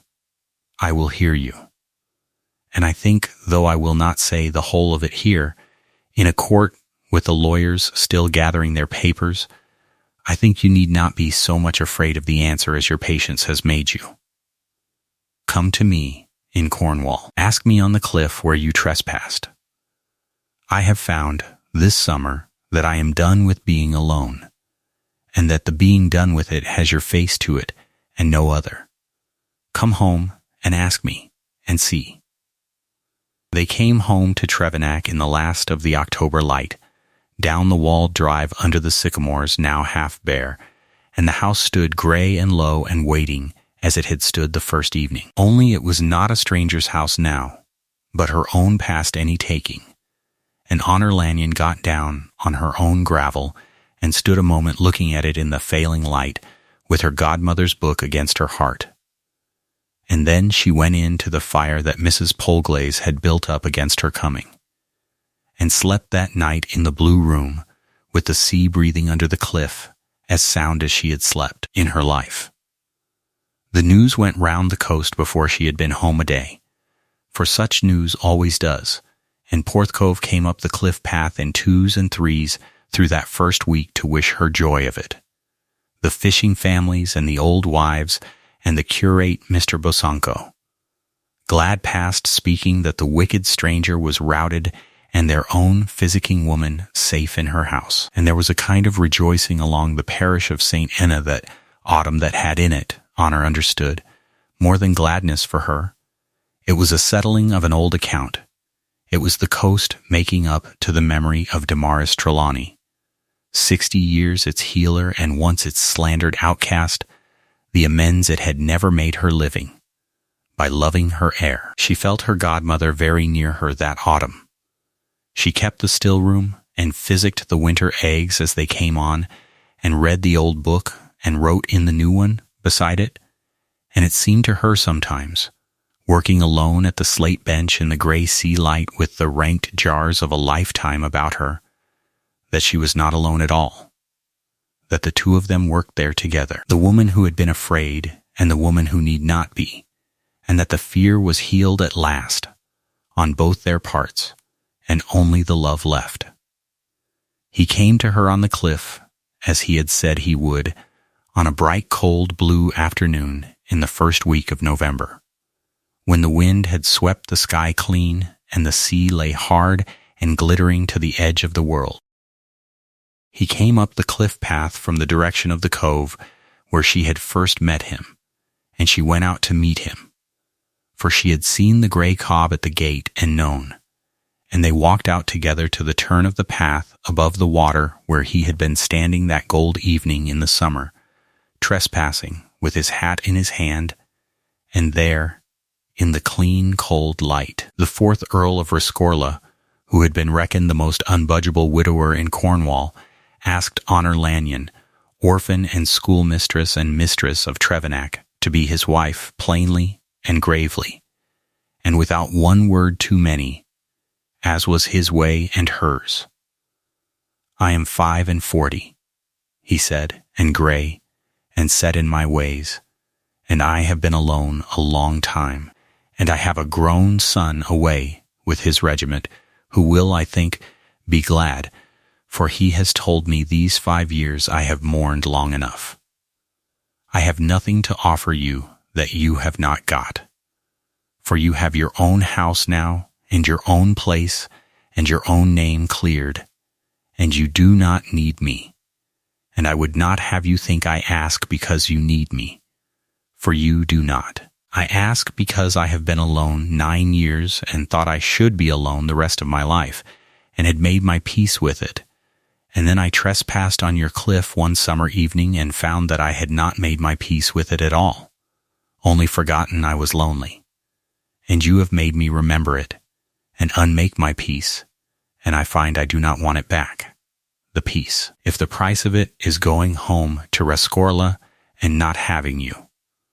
That is the whole of my asking, Honor. I am too old for pretty speeches, and you are too wise to want them. I love you. Will you have me?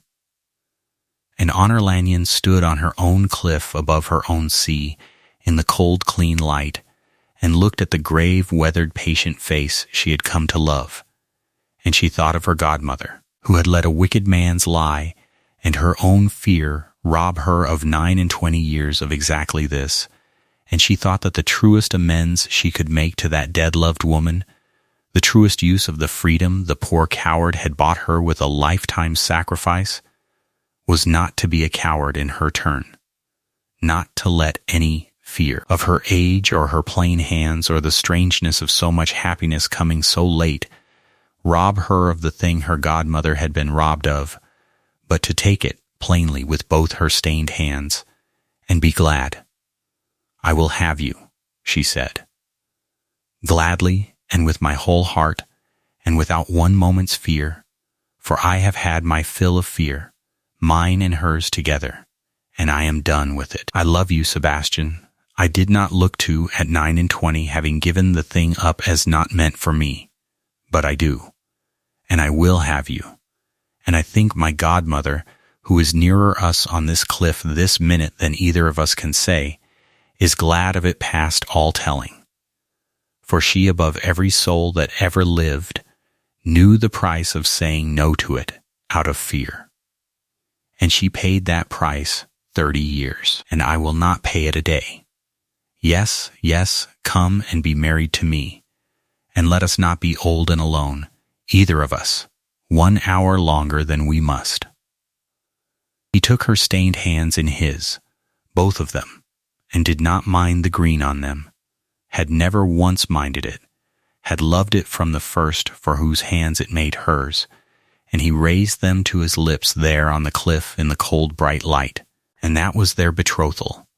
Two grave weathered people past their youth, who had each thought the season over, and found it was not, above the sea that had watched Damaris Trelawney walk alone 60 years.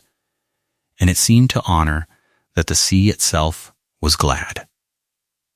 The banns were read in the parish church of St. Enna on 3 Sundays of that November and December, and the coast came to hear them read, and there was no soul in the parish that did not wish the match well. For they loved her, and they honored him, and they had between them, those two, righted an old wrong that the whole coast had carried on its conscience 60 years. They were married 3 days before Christmas, in the Greystone Church of St. Enna within sound of the sea, quietly, as suited them both. Honor in a gown of dove-gray silk that Tamsin and her mother had made her, and a single string of her godmother's pearls that had come to her with the house. And the Earl of Rescorla in plain dark blue, and Mr. Carthew came from Truro to give her away. The old solicitor who had carried the first news to a schoolroom in Somerset, now walking the last of it up a Cornish aisle, and he was as near weeping as a lawyer of 30 years' standing permits himself to be. And Grace Polglaze wept openly, and was not ashamed.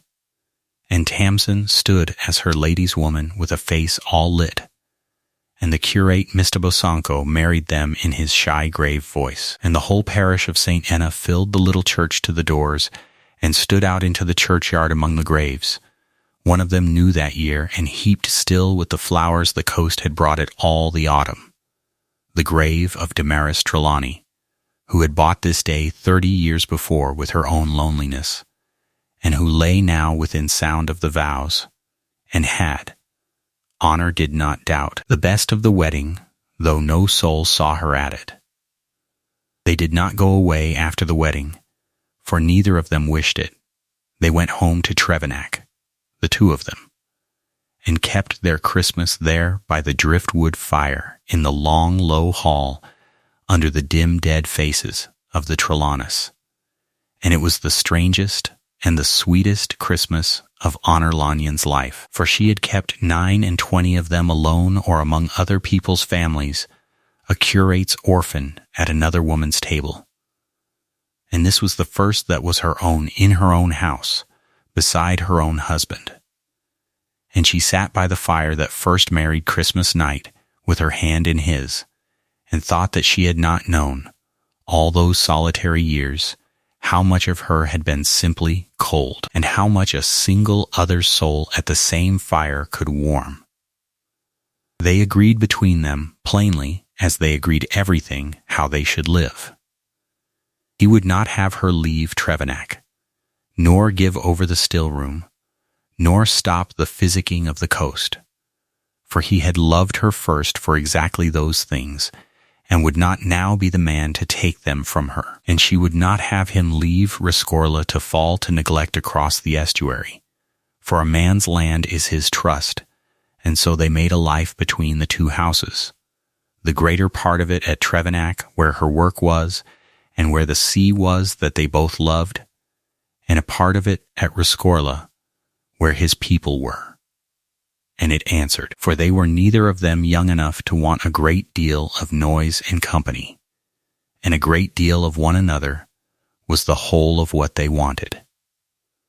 His son came home on leave in the January, a grave brown young man, very like his father, and Honor was afraid of that meeting more than she had been afraid of the court, for a grown son may look hard on a stepmother come late. But the young man took one look at his father's face, that had been shut and grieving 9 years and was open now, and he took Honor's stained hands in his in the hall of Trevennack, and said, Lo, you have given me back my father, madam.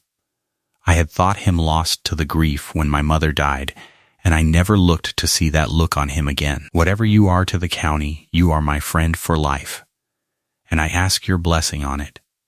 And there was no more trouble there, only a friendship that grew.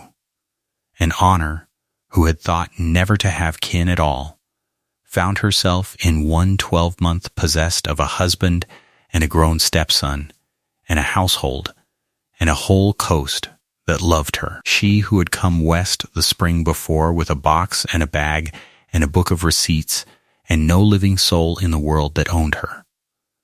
She read her mother's letters to Sebastian, that winter some of them, by the fire in the evenings, the merry poor hopeful letters of the 2 girls at Bath, and the letters of the year she was born, and he listened gravely. And when she came to the line about the christening, that Damaris had held the babe a full half hour and would not give her back, and looked at her as at no living creature, the Earl of Rescorla was quiet a long while. And then he said, I knew her 40 years, and I never once knew that in her the whole of that love shut up and never spent. All those years she went about this coast alone, and did us all such good, and let no one near enough to do her any. She physicked my son, and would take nothing for it, and I thought her the kindest of women and the coldest. And I never guessed the cold was a wall she had built round the one warm thing in her, to keep it from spilling onto you and staining you, as she thought. What a waste, Honor! What a long, cruel waste, and a wicked man's lie at the root of it. And yet it comes right, at the last, does it not? For here you are, in her house, with her book and her work and her coast, and married from her own church with her pearls at your throat, and I do not think when I weigh it whole that she would call it waste now, wherever she is. I think she would call it come right. Late, but come right. And Honor, her head against his shoulder in the firelight, she said in her letter to me that she had lost me, not because she did not love me, but because she loved me and was afraid, and that the fear was the only sin she could never physic in herself. And I have thought of it every day since, that a good, clever, brave woman could be undone 30 years by one fear, and I made a resolve of it, standing in her still room, that whatever else I made of the freedom she bought me, I would not be undone by fear as she was. And when you asked me on the cliff, that was in my mind, hers and mine together. And it is why I said yes so quick and so glad, and did not make you wait, and did not pretend to weigh it. I had watched what the waiting and the weighing and the fear cost her. I would not pay it. You have her to thank, my love, that I did not keep you standing on that cliff a 12-month out of maidenish fear at my age of so much happiness so late. She taught me not to. It was the last thing she taught me, out of the book of her own life, and it was the best.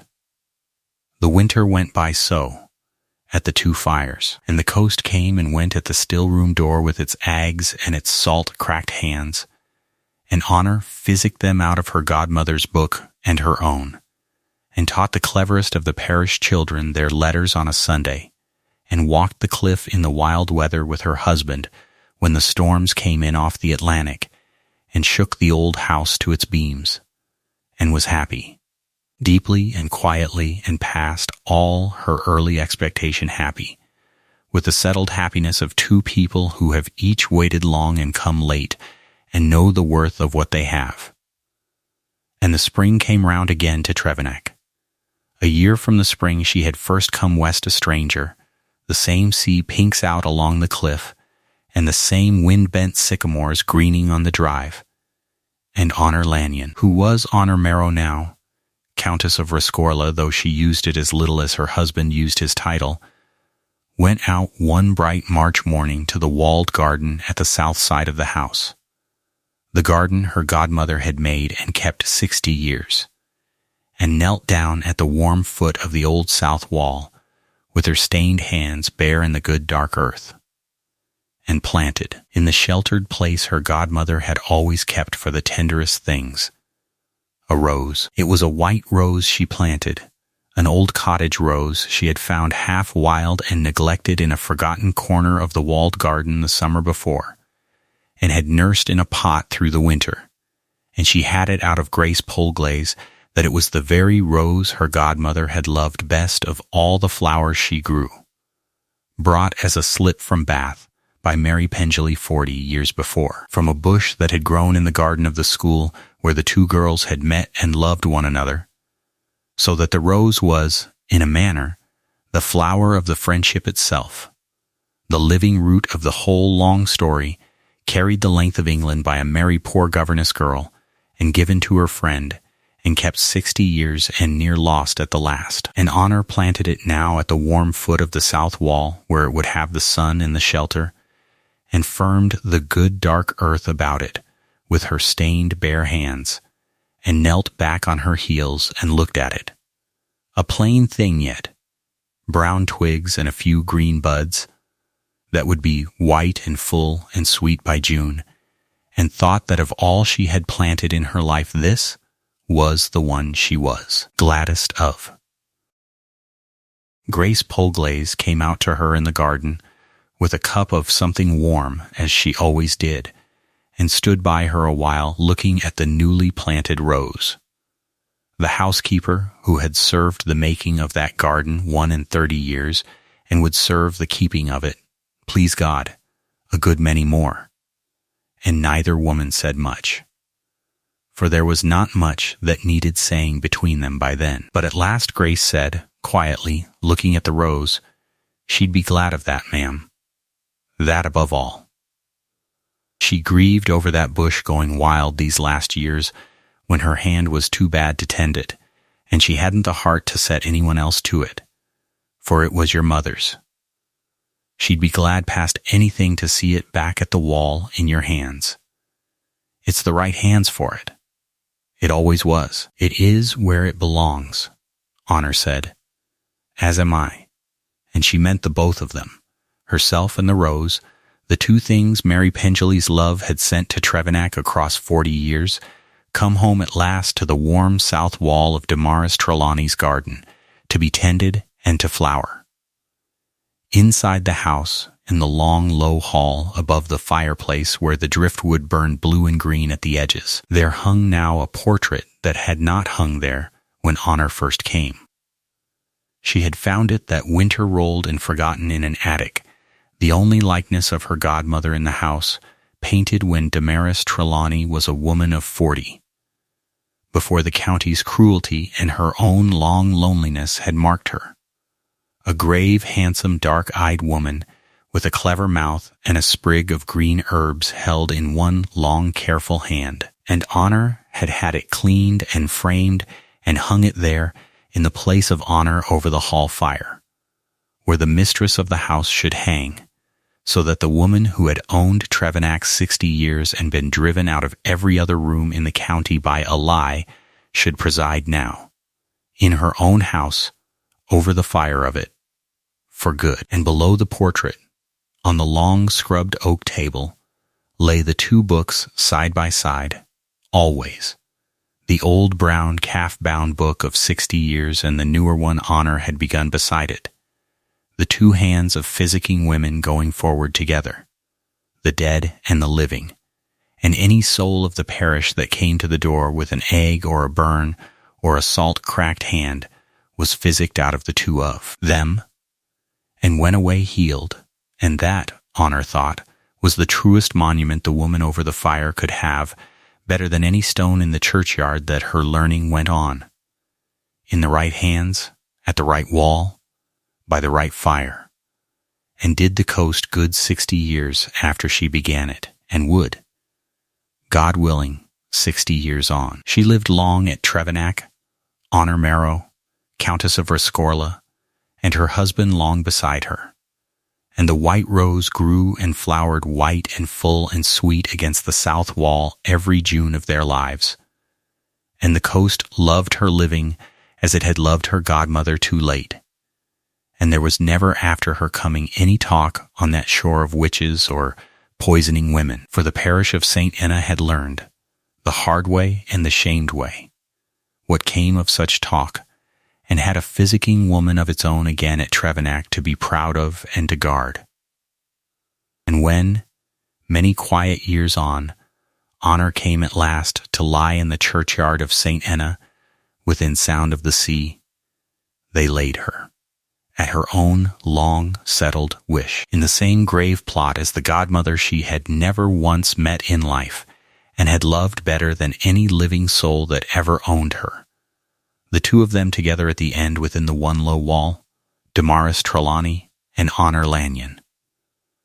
The woman who had been afraid and the woman who had learned from her fear not to be, come home together at the last to the same Cornish earth above the same grey sea. But that was long after, and there is no need to end there, for it is not a story that wants a grave to close it. It is better closed in the walled garden on the bright March morning, a year from her coming, with the whole long good life still before her. Honor Marrow kneeling at the warm foot of the south wall in the March sun, with the good dark earth on her bare stained hands, planting her mother's white rose in her godmother's garden, her husband's step coming to find her along the gravel, and her housekeeper's warm cup at her side, and her godmother's grave likeness presiding within over her godmother's fire. The house hers past any taking, the coast hers to heal, the fear all healed and buried, and only the love left growing, the estate hers, and the rose hers, and the work hers, and the man hers. In the plain, hard, beautiful Cornish fashion her own mother's dearest friend had kept. In that same house and that same garden, all the long, lonely, brave years of her life before her.